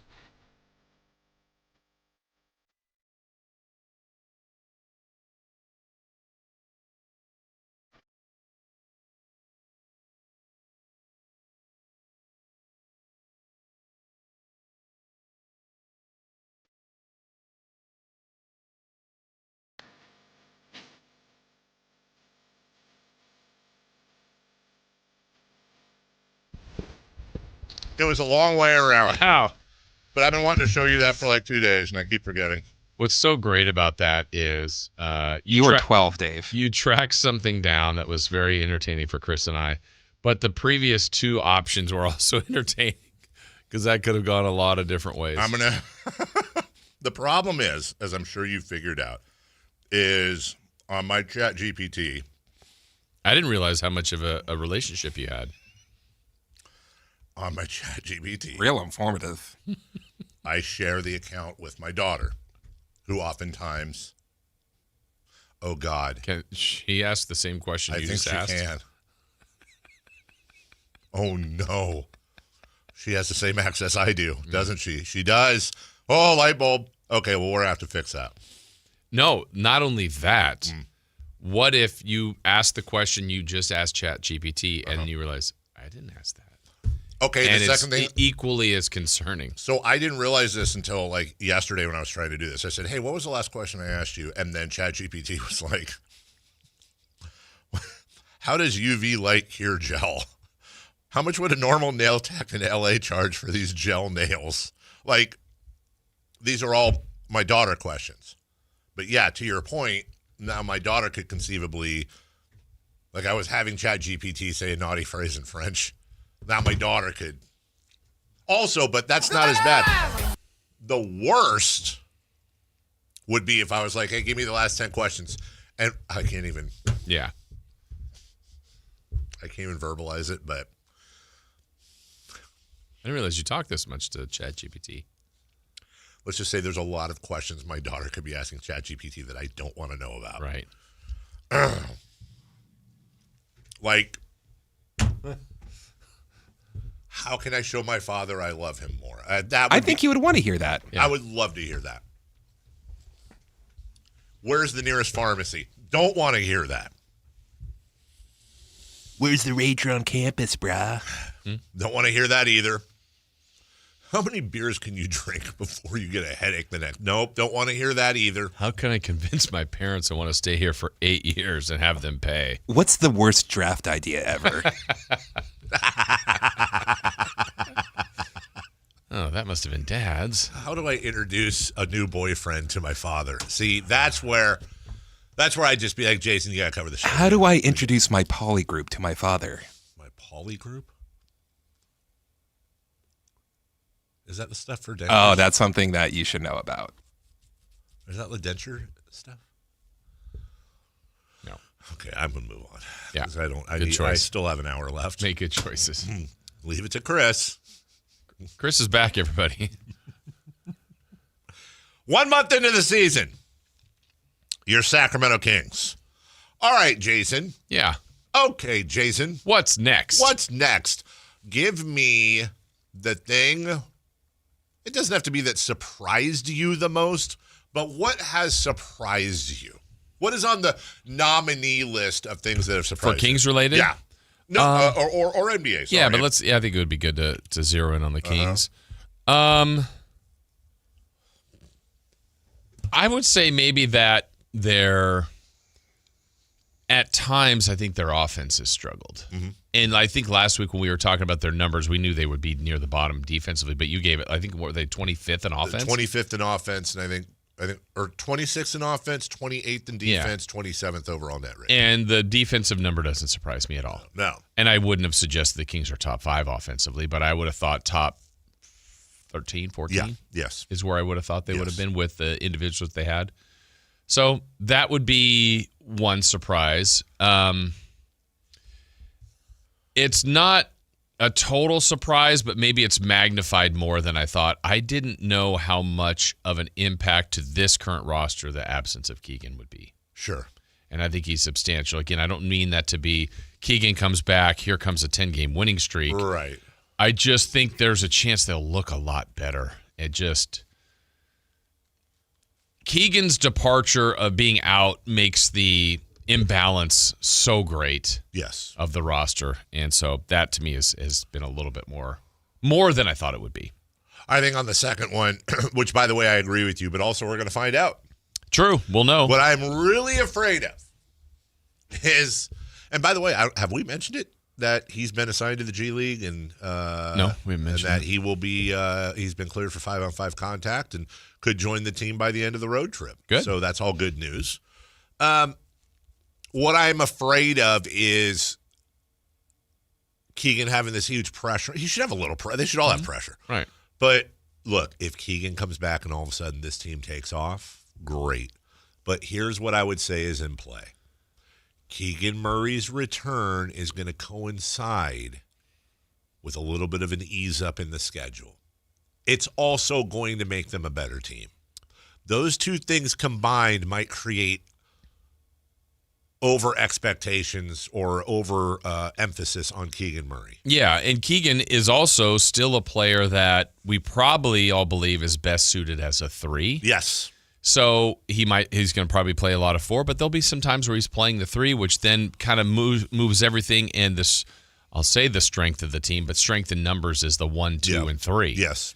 It just creates even more of a logjam where there'll be some nights with Keegan there afterwards we'll go, hey, why didn't this player play that much? That player played 3 minutes tonight. Yeah. It's just going to create a crowded situation, a little more crowded. They're going to have to be careful with him. You know, he's going to have to edge his way back in. He hasn't played. Right. Surprising for the Kings for me, 2 things as well. I would say, and I'm not trying to pile on here, just honestly, and this is coming from the guy that said I thought they were going to be 5-13 in their first 18. I didn't think they'd be this big of a train wreck. Yeah, the amount of non-competitive games has been a little too alarming for me. I thought they'd be bad. I didn't think they'd be this. It's not just, and we've talked about it, it's not just that they're losing games. It's that they're really not in most of the games. You can pretty much chalk up now the 6-game streak. Well, they might hang around in the first. They might even hang around as long as the third. But here comes the 21-4 run, and there's nothing they could do. And it's also, can I say this too? Maybe it's just me. I think you can be entertaining in losses. Yeah. I don't think they're not only are they bad, they're just a boring watch. Mm-hmm. They're just not. I am not entertained. And it's not just because they're losing either. I've been very entertained by saying, okay, well, no moral victories, but man, that was a good game. Or wow, some of those plays are amazing. Secondly, yes, Chris? I was going to say, how often what's like the longest length where they haven't had like a new injury or someone out? Like it seems like whenever. This year, you mean? Well, Keegan's been out the whole year. Yeah. Like I'm taking that out. Monk had the baby, and then I want to say there's been an illness that's kind of been like they've all been taking turns getting sick. Sabonis missed 1 or 2. Yeah, Levine missed 1 or 2. Yeah. Always had somebody Sabonis didn't start, right? This season? He missed game 1. Yeah, he missed game 1. And then missed 2 others, I think, or 1 other and at then least. I forget who was it. The KZ Okpala probably. The other thing I would say is a good surprise. I will say this. I think the most entertaining part of this season and the most entertaining member of this team is the guy on the vet minimum, Russell Westbrook. Yeah. I was not against the signing. I was not for that. In fact, I think I remember saying, bring it on. Screw it. Let's go. What do we have to lose? And I've said it many times. I'll say it again. To see a first ballot Hall of Famer playing in one of the least desirable places currently to play in the NBA in an outpost with zero chance of doing anything with a mismatched team, and this dude is out there. I don't care if he's padding the stats or whatever people want to say. Triple-doubling, diving, fouling Giannis Antetokounmpo. Who was the guy he got into the rebound thing with the other day? Maybe it was in Minnesota where they did that whole he like held on to the dude. Oh, yeah. You know what I'm talking McDaniels, about. yeah. Yeah. Like, if everybody could play like Russ Westbrook's played this year, we'd be, and then we got Zach LaVine scoring 8 points on 7 shots.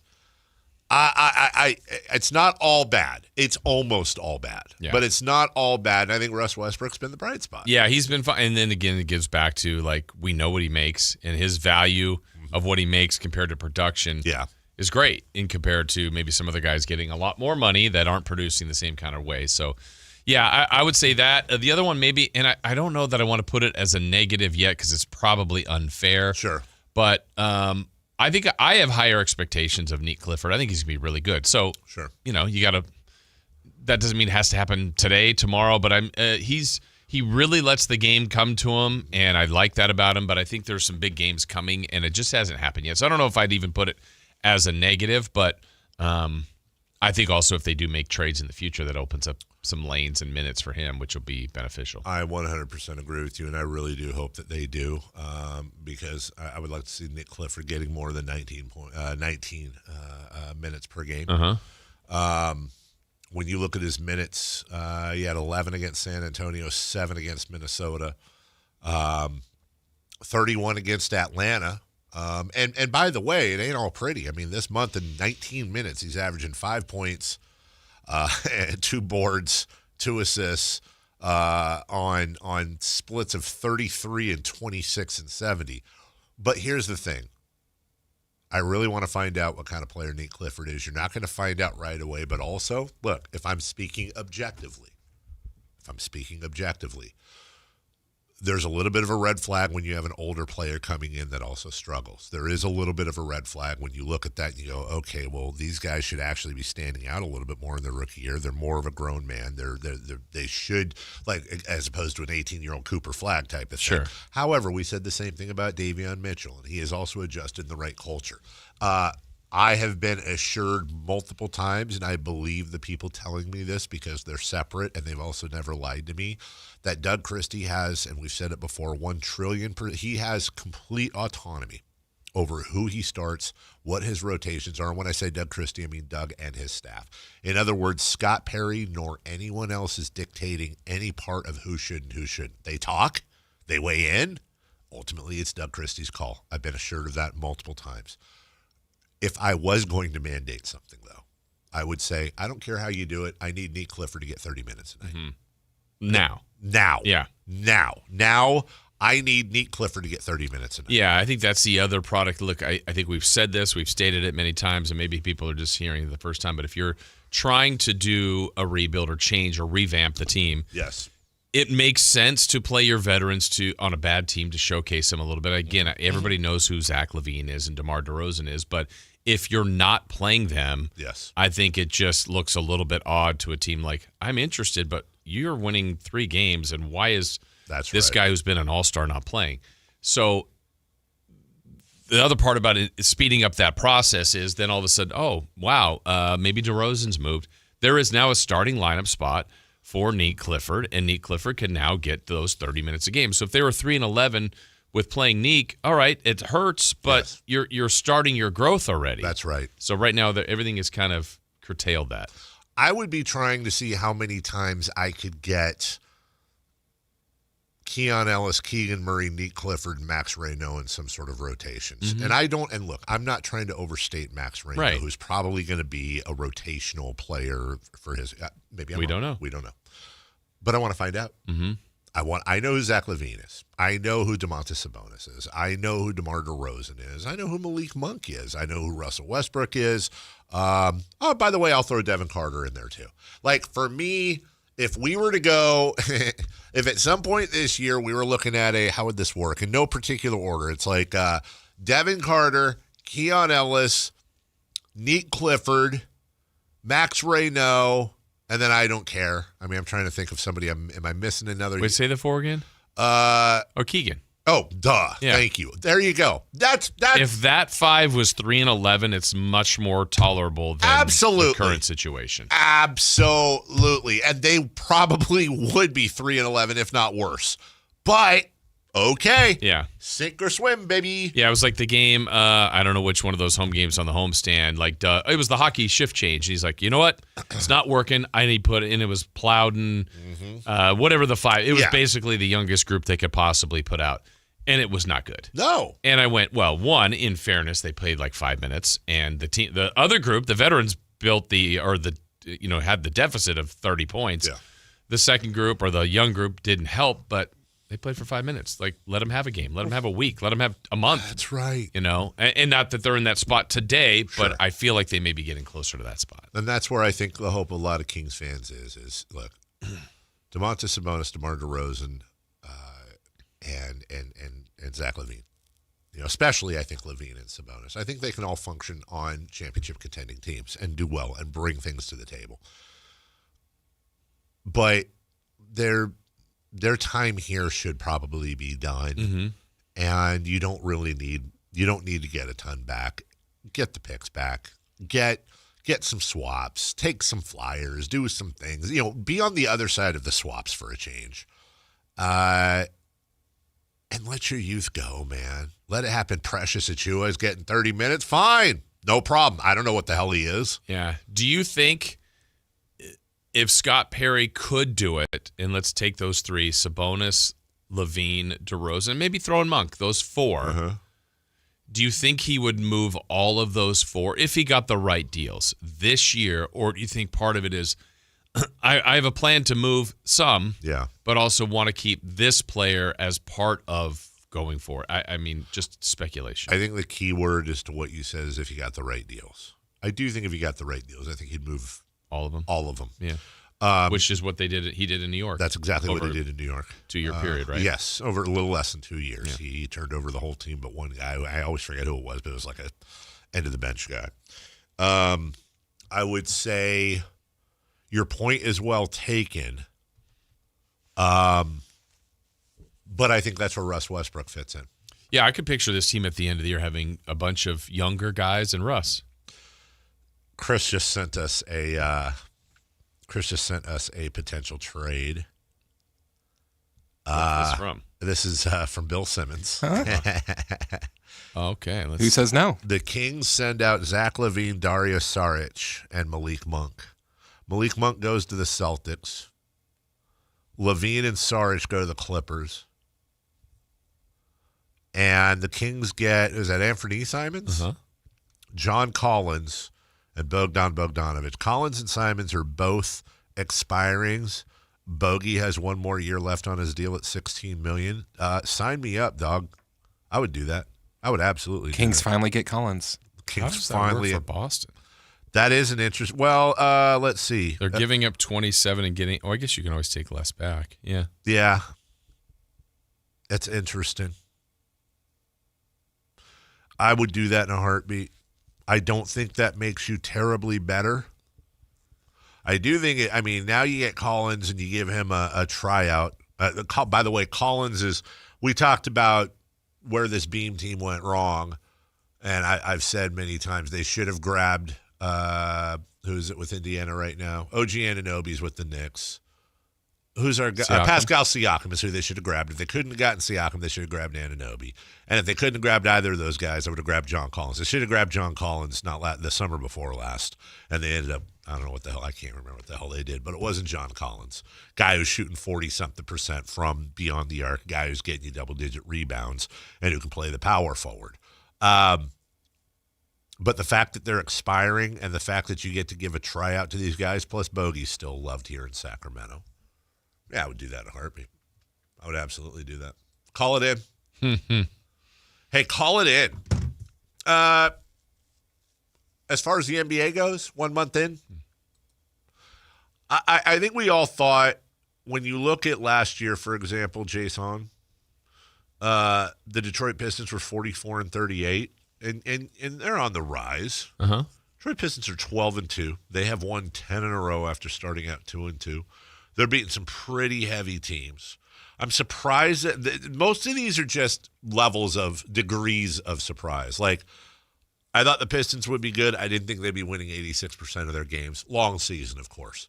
I thought the Spurs would be good. They were my pick to click as far as the team on the rise. I didn't think they'd have the sixth best record in the NBA right now. And by the way, Wemby's out. That could change. The Knicks are 8-5. I thought they'd be better. They're underperforming for what I think they should do. I think even though the Bulls are 7-6, I think they're clearly a better team than they were last year. By the way, the Hawks are 9-5. And have you seen some of these numbers the Hawks have put up? Some of these splits with Trae Young gone. Yes, it's ridiculous. Yeah. Like, it's insane. It was only like the third game when they were here and watching them in person. Like they're different, but I like they're different. It's better. It's better looking to me now. Is it sustainable? I don't know, but I like the athletes, the length, the size that they put out there. And look, Trae Young's a gifted scorer. Very gifted. But that's a guy they haven't always fully been in love with, and I don't know that they'll do it, but people would want him. I think they could look into that. Get something for that. I would just by the way, real quick, wanted to shout out Scott Perry and the Kings real quick and send a message to them on the air if they're listening. No. Sorry, I had to say that. It was about Trae Young. No. John Morant. No. Bad. No. Don't even think it. Okay. I'm going to ask the question, though. Yes, you go ahead. For whatever reason they did it. It has to be one, though.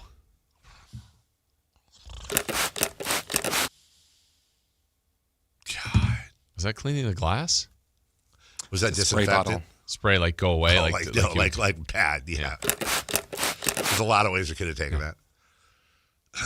You have to take one. Trae Young or John Morant. Let me see. God. And by the way, once upon a time, I would have killed for either of these guys. Mm-hmm. So it's funny how that works. Let me see, Jason. So you would have killed for them and then married Presti. So who would you have? What's the third answer? No. Ask ChatGPT. Well, I mean, maybe. Let's see. Okay. Oh. And then where are we at? Oh, we're over here. Yeah. Okay. And okay. I would take Trae Young. Because? Trae Young is on a player option next year. There you go. And really, honestly, and that's as good of a reason as any. Uh-huh. But you say no to both, which is fine.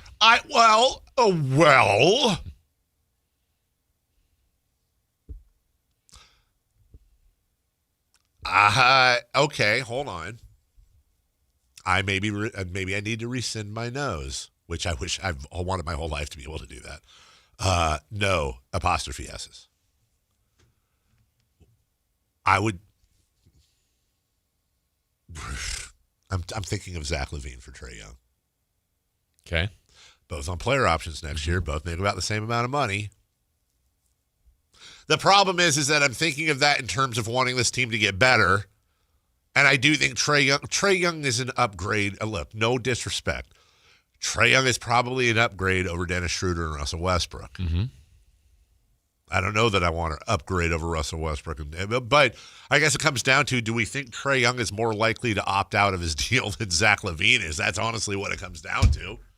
If neither of them are going to make I don't want somebody that's going to make this team significantly better this year to where we're winning 32 and going, playing. All right, here's just another offshoot of that. So, and this is terrible that we're trading all these guys on the air without it happening. But if the Kings dealt Sabonis and DeRozan at some point this year, we believe, look, they're 3-11. They're not great, but we believe that would make them likely worse, right? Yes. Does that impact Zach LaVine? So if this team wins, give him 20. 20 and 62. Yeah. Does that impact Zach LaVine's player option? Mm-hmm. I hope so. Yeah. So, could that also be like, hey, look, they want to trade Zach if they can, but you don't get the right deal. It's like, well, one of the other byproducts of kind of going through this year and cleaning some salary up. Yeah. It's like, hey, we would like to deal you. We can't find the deal, but yeah, if you can sign a 4-year 160 somewhere else where you're going to take a little bit of a cut, but you got 4 years of security, we're not going to be mad at that. Which is why, and we're not there yet, and I don't want to insinuate anything, but I will just kind of float this. If this team has, let's say they haven't made any or they've only made one, or let's just say some of these guys are still remaining on this team post-February trade deadline. I think there's a couple things that are in play. Number one, buyouts. That might be buyout season, and one of these guys joins a contender. The other one might be like, oh, my ankle. Oh, you know what? We don't want to chance it. Right. Oh, we don't want to chance. You better go to rehab in Cancun. Yeah. Right. Go. Cancun has great ankle rehab. Yeah, that's when it's like, hey, the players never try to lose, but organizations, and the best example for anybody that remembers late last year when the Kings were playing the Wizards were terrible. Jordan Poole played the first half. They sat him mysteriously in the second half. Yes, I remember this. And it's like, it gave them less of a chance to win, and they still beat the Kings. Of course they did. Yeah. Which is how it would work with us. I see our guy Ishmael. Hold through the break, Ishmael. We'll make you first up. We also have What's on Deck, brought to you by Trex Decking and Railing, before we get to Alan Stiles and celebrity birthdays next. On the move? Got somewhere to be? Take Sacramento Kings basketball with you. The Sactown Sports app will let you stay connected to your passion. Never miss a moment of Sacramento Kings basketball with the Sactown Sports app. This message comes from Viking, committed to exploring the world in comfort. Journey through the heart of Europe on an elegant Viking longship with thoughtful service, destination-focused dining, and cultural enrichment on board and on shore. With small ships that bring travelers closer to the destination, there's more time to explore. And every Viking voyage is all-inclusive, with no children and no casinos. Discover more at Viking.com. At Bank of America, we asked our teammates, what makes this company a great place to work? There's very little that you can't accomplish working for Bank of America. If you prove yourself, you can try over in a totally new way. You can learn so much here. You're the owner of your career. See how our teammates are growing in their careers at bankofamerica.com/great place to work. What would you like the power to do? Bank of America, proud to be an equal opportunity employer. This Black Friday is the best time to get the Toyota you've been wanting, but these deals will disappear soon. Right now, get low 3.99% financing or a low-cost lease on the capable 2025 RAV4. Or get a low-cost lease on the sporty 2026 50 MPG Corolla Hybrid or the fuel-efficient 2026 51 MPG Camry. Black Friday is almost over, so visit your Toyota dealership before these deals are gone. Toyota, let's go places. Offers available through TFS to buyers with premium-rated credit ends 12/1/25.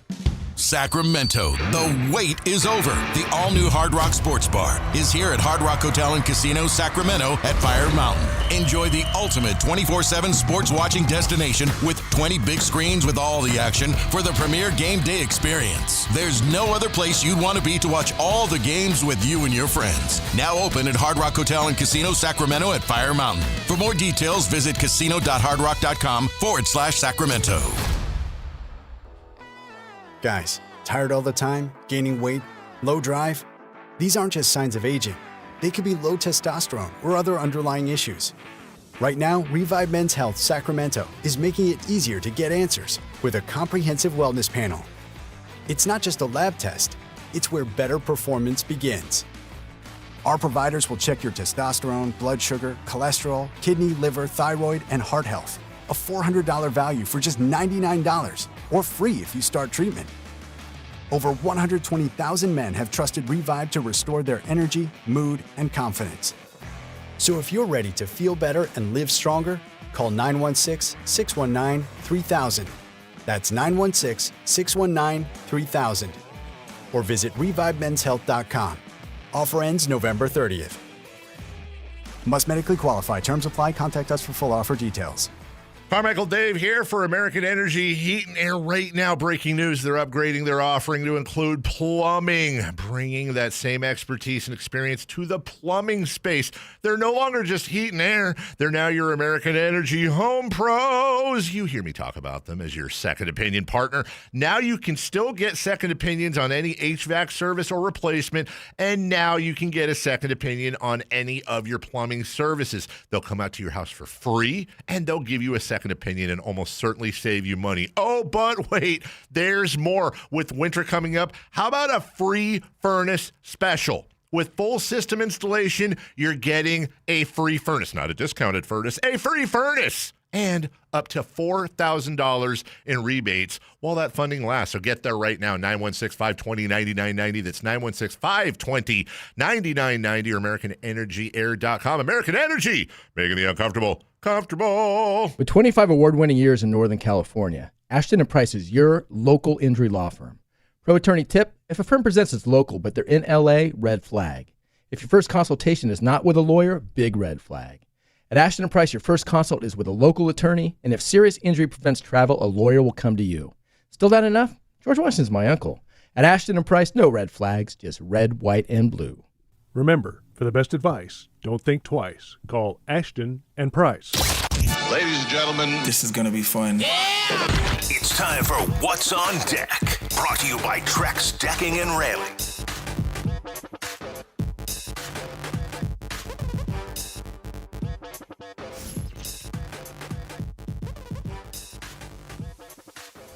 Well, what's on deck? Brought to you by our friends at Trex Decking and Railing. We do have some hoops tonight. David? We have to wait one more day. Are you here? No. Can you hear me? No, David, are you here? Oh, there he is. We have to wait one more day for the Kings. One more day. But that's what's on deck. No, I didn't even get to it. If you hold on. It's because Chris was making me do ChatGPT things. Oh, I was making you. Who's hot? Three for Madness. Three for Madness, question one. Four down territory. We got Ishmael. Yeah. What's on deck? What's on deck first? I didn't get to Warriors, Magic, Grizzlies, Spurs. Wemby and Grizzlies, Spurs, I think, is on NBC as well. It is, and NBC. No Ja, no Wemby. It's the De'Aaron Fox show. Where's my guy Mustache? Come on. Also, don't forget U.S. versus Uruguay. No, how could we? What time's that at? It's at 4 p.m. On Peacock? I believe it's on TNT. Oh. Dynamite. Who are you rooting for there, Chris? U.S. Okay. Just making sure. It's not Mexico. Ishmael. Hey, how's it going, fellas? Hey, good. How are you? Doing well. So going off what you guys were saying for that mock trade, I think, a lot of Kings fans, when they think of rearranging the team, they're sort of fantasizing about a boatload of picks coming back, or at least some draft picks. But honestly, cap relief is also very useful, because in this new second apron era, a lot of teams, they're middle class and sort of lower middle class of really useful players, they're just not able to keep.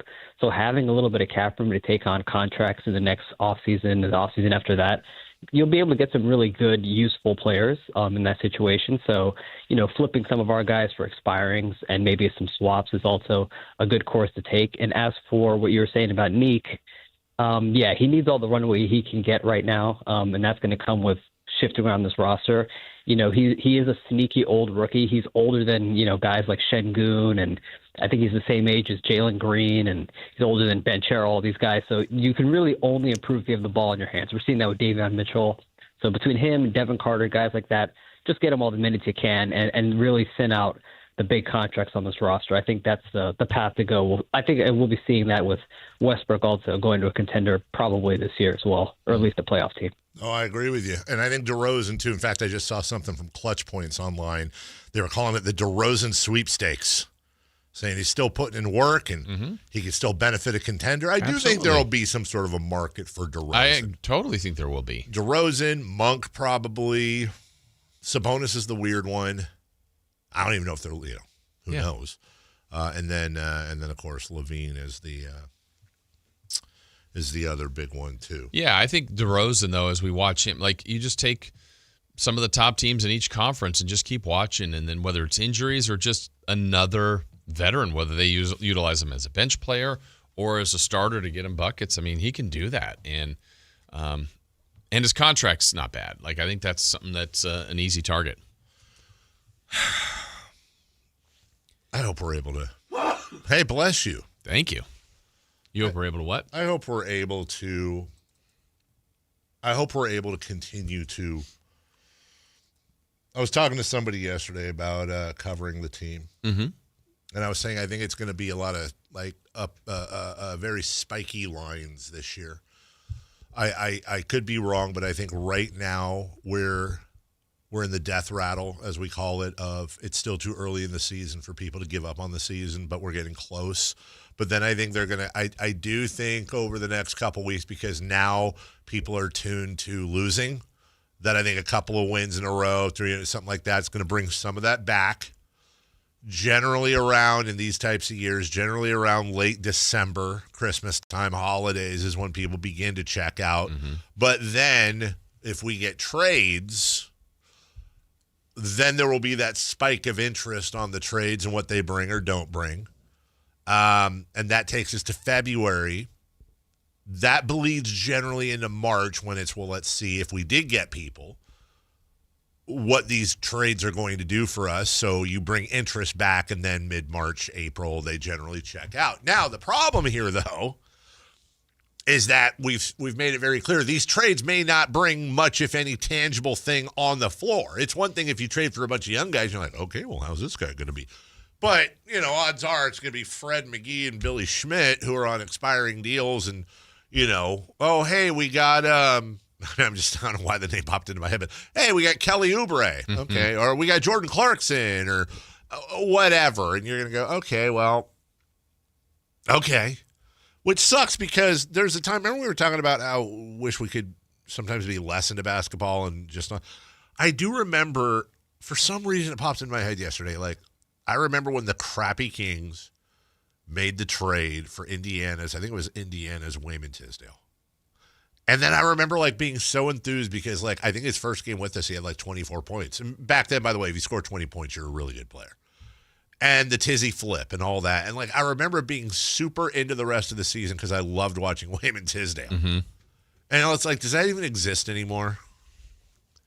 Because ultimately it didn't make a big difference. Right. It didn't.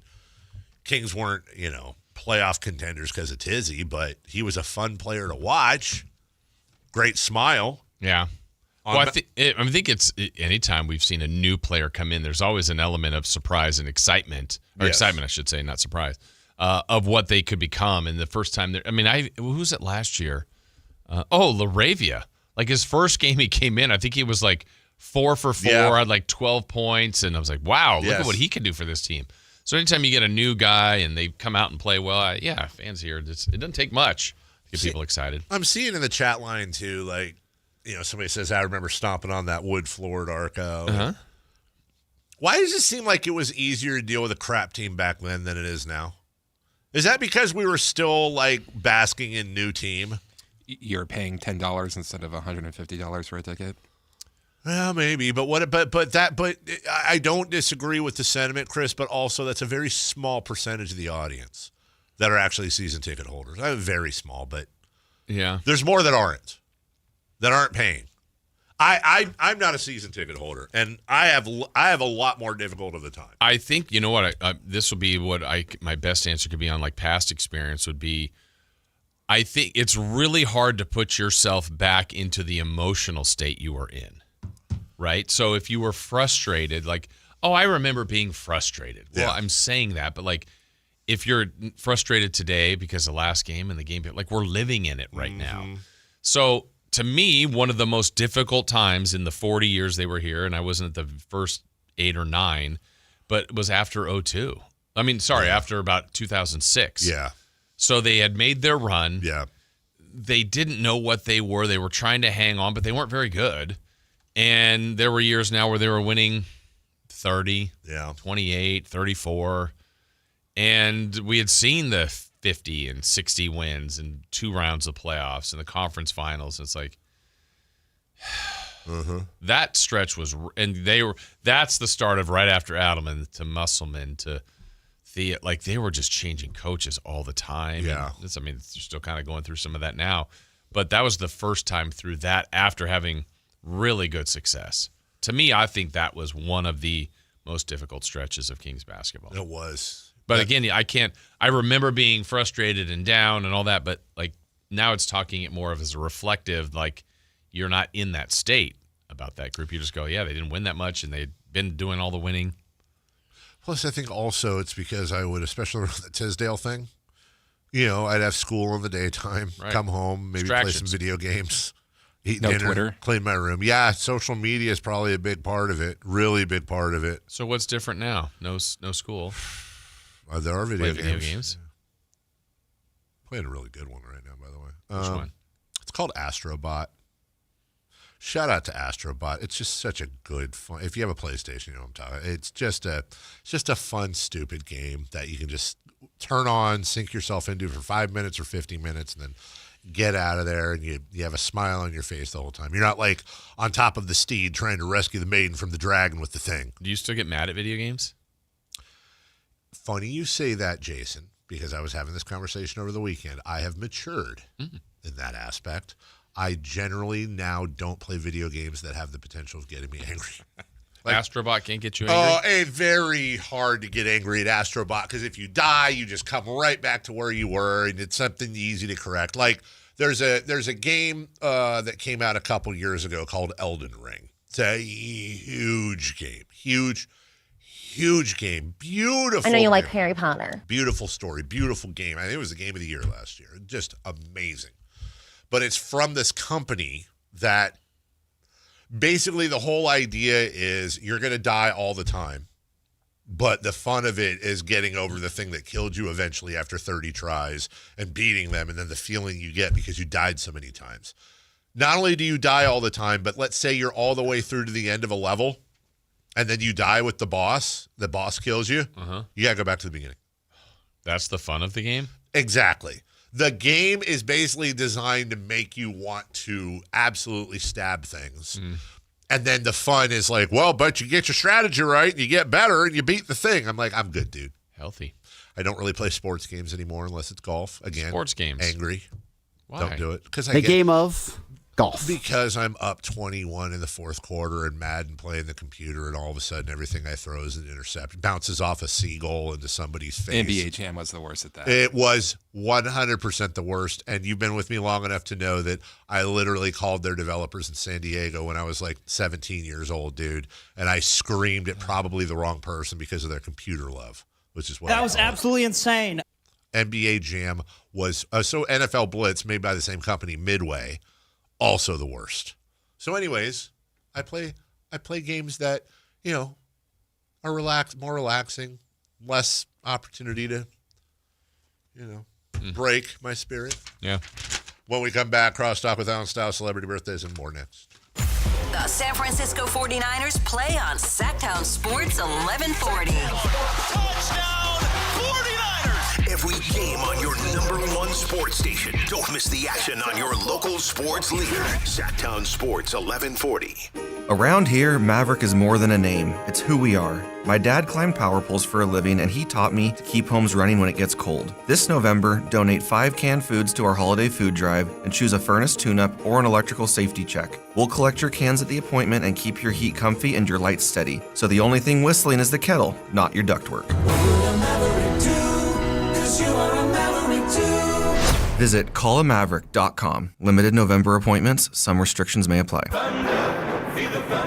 It's the energy all around you. The thrill of the moments to come. The flash of lights. The rush of pure exhilaration. The roar of the crowd. See it, hear it, feel it. Feel the thunder. lightning and the thunder. Thunder Valley Casino Resort. Feel the thunder. Workdays can be unpredictable, but your workwear shouldn't be. With the Cintas Apparel Plus program, you'll have freshly laundered garments for everyone on your team delivered every week.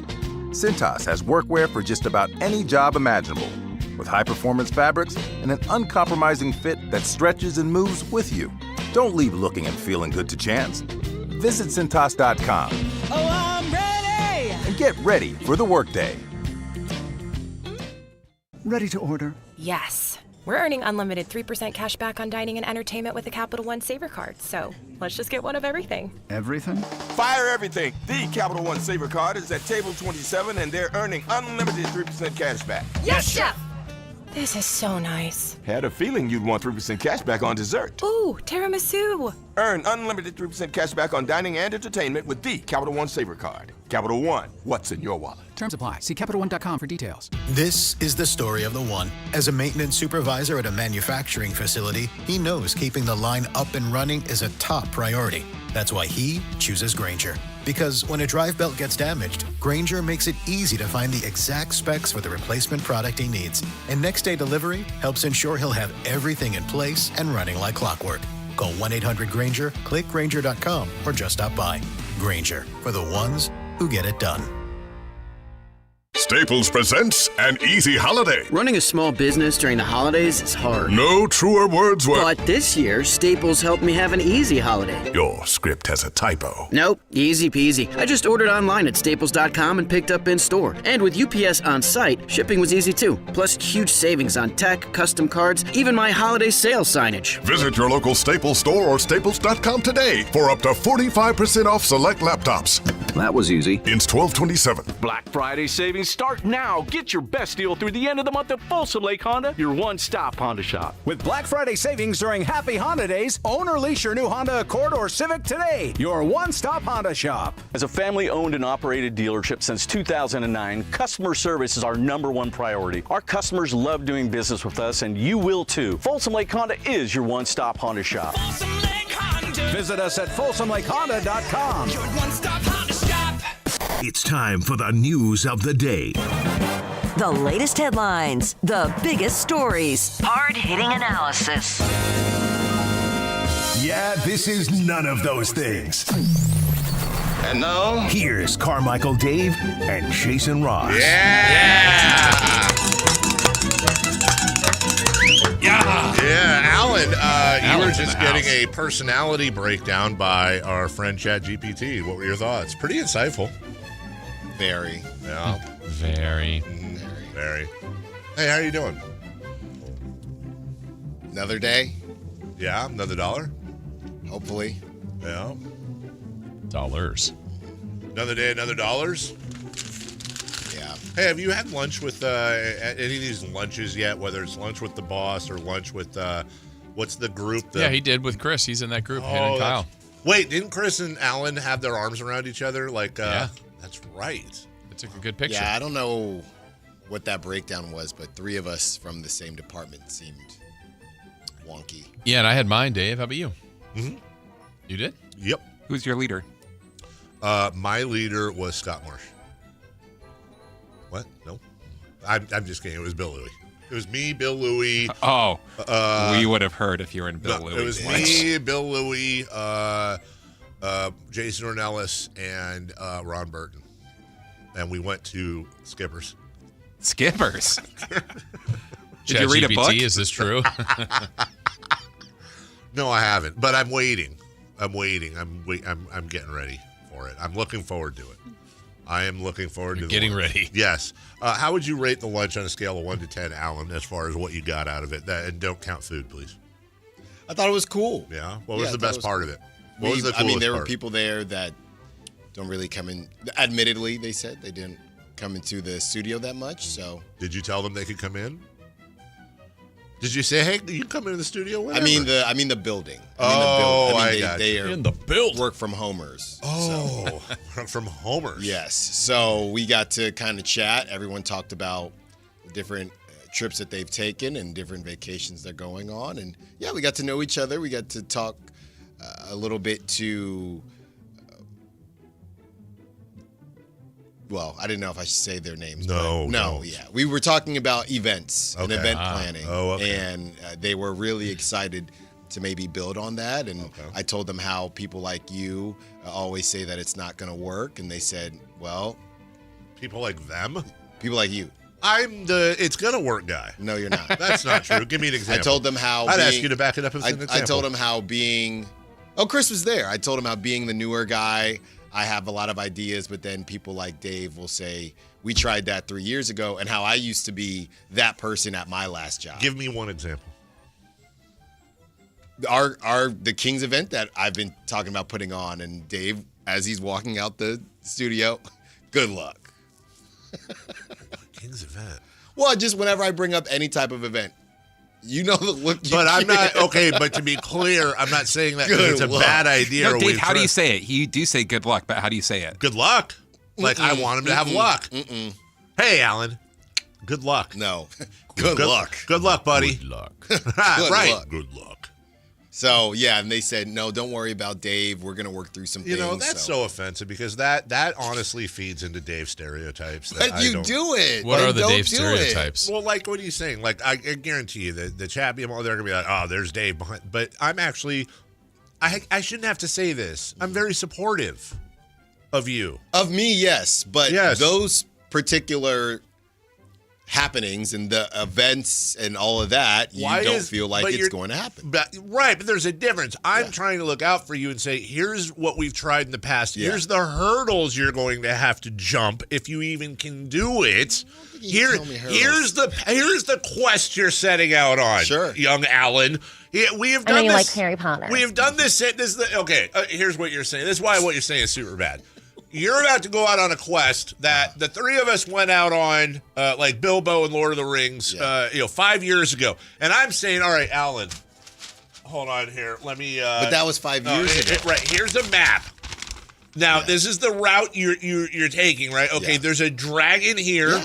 Yeah. There's a moat here, and there's some guys with some arrows here. And I'm using you as leverage to get past the dragon. And I'm saying, why is Moke trying to stop it? You're the moat. If this is a pit bull, you're the salami. I'm the guy that's telling you where the pit bull is so you don't get bit like we did. No, but now I'm using you as the stake. I'm bait. Say, go get it. I'm bait. So then they go, and then we can have our beam day. We can have our beam day. You know what? Beam day 2028. I'm not warning you of anything. You know what? You go out and you do it. I didn't tell you to warn Don't come to me when you go, I'm frustrated.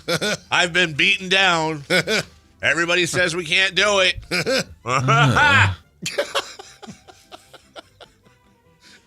Icebreaker. Celebrity birthdays are brought to you by Crumble Cookies. We'll do it on your birthday.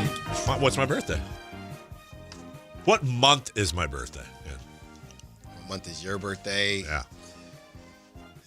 I think it's coming. Are you? Yeah, I think I remember. I mean, everyone's birthday is coming up. If you really think. Yeah, are you? I mean, you a January guy? Final answer?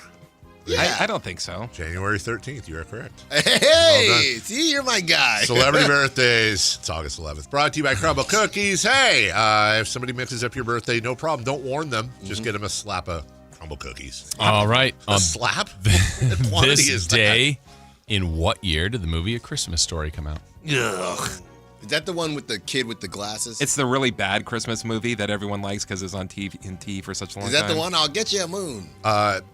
Shut up, idiot. It's the greatest Christmas movie ever. It was such a good Christmas movie. It didn't even make it till Christmas. This is the one with the kid with the glasses. Yeah, shoot your eye out. Red Ryder BB gun. 1982. If the setting is correct, it's a very entertaining movie. So it came out on this day, and it didn't make it to Christmas. What do you mean it didn't make it to It didn't make it to theaters at Christmas. Oh, so box office is a good showing of whether or not a movie's good. No. Is what you're saying. I'm not saying that. I'm saying if they take a Christmas out before it gets to Christmas, it's not a good Christmas movie. Okay, that's why it's played for 24 hours every day. Verlad has missed some days, and he's making up for the lost time. Yes. What's your year? I know, it's a bad movie. It's 1982. Yeah, I think Dave is pretty close. I'm within a year, or I'm right. I'm going to say 1979. I 83. would bet anything I'm either correct or within a year. We have a correct answer, and it goes to Chris Verlaw, 1983. Happy birthday to... What? Wow. Owen Wilson. Oh, wow. What was Wow. Owen Wilson is 53. You guys watch that golf one on? I have not. On Apple. Fine. Oh yeah, where he tries to be Stick. he's the Is guy. it good? Yeah, I watched the okay. first 10 minutes. So no. 54. And now if you've got Apple TV, go to the studio. He is 56 years old. Chris is closest. He's 57. Wow. Happy What? birthday. More like old with Wilson. Big Poppy. Get out. David Ortiz. Oh, I thought you meant John Olerud. Okay. Hey, Big Poppy Ortiz. Big Poppy is 48. No, I think he's a little say he's 51. 52. What did you say? 48. Alan is closest. 50. I was thinking that. Happy birthday to Logan Webb. That's my guy. Rocked on Logan Giants. Webb. You better get this. I'm trying. Are you going to be mad when we get him on? Or are you No, going I'm to be getting supportive? I DM'd him Oh, well, then it's happening. like 2 weeks ago. He hasn't read it yet. But Oh, How do you know that he hasn't read it yet? because it says sent. But we're friends on. I should have just DM'd him on Twitter. Wait, hold on. Even if he doesn't have read receipts, you can tell? On Instagram? Oh, I got you. It has a little picture next. I thought you meant Twitter. Mr. Webb, I've got a podcast. Can you come on with me, please? I'm trying to get him on the station, dude. But Logan you know, Webb, because happy of that- birthday. Logan Webb is 28. I think he is finally 30. He's either 29 or 30. I'm going to say 30. 29. We have a correct answer. Goes to Christopher Lod, 29. Why does Helen guy sound like that, though? Like, what do you No, that's do? just him asking Oh, okay. if someone can do him He's a been favor. saving it up. You know what happened? You know what happened to him, right? I can't tell you. Go ahead. Happy birthday, Jason Williams. He's in a little bit of trouble. Yeah, that was. Yeah, he said an inappropriate Back in my thing day. about Clay Thompson's lady friend, and on a podcast. Did he? Yeah, R.J. Will? Yeah, R.J. Will. I don't know. Well, no, just J. Will.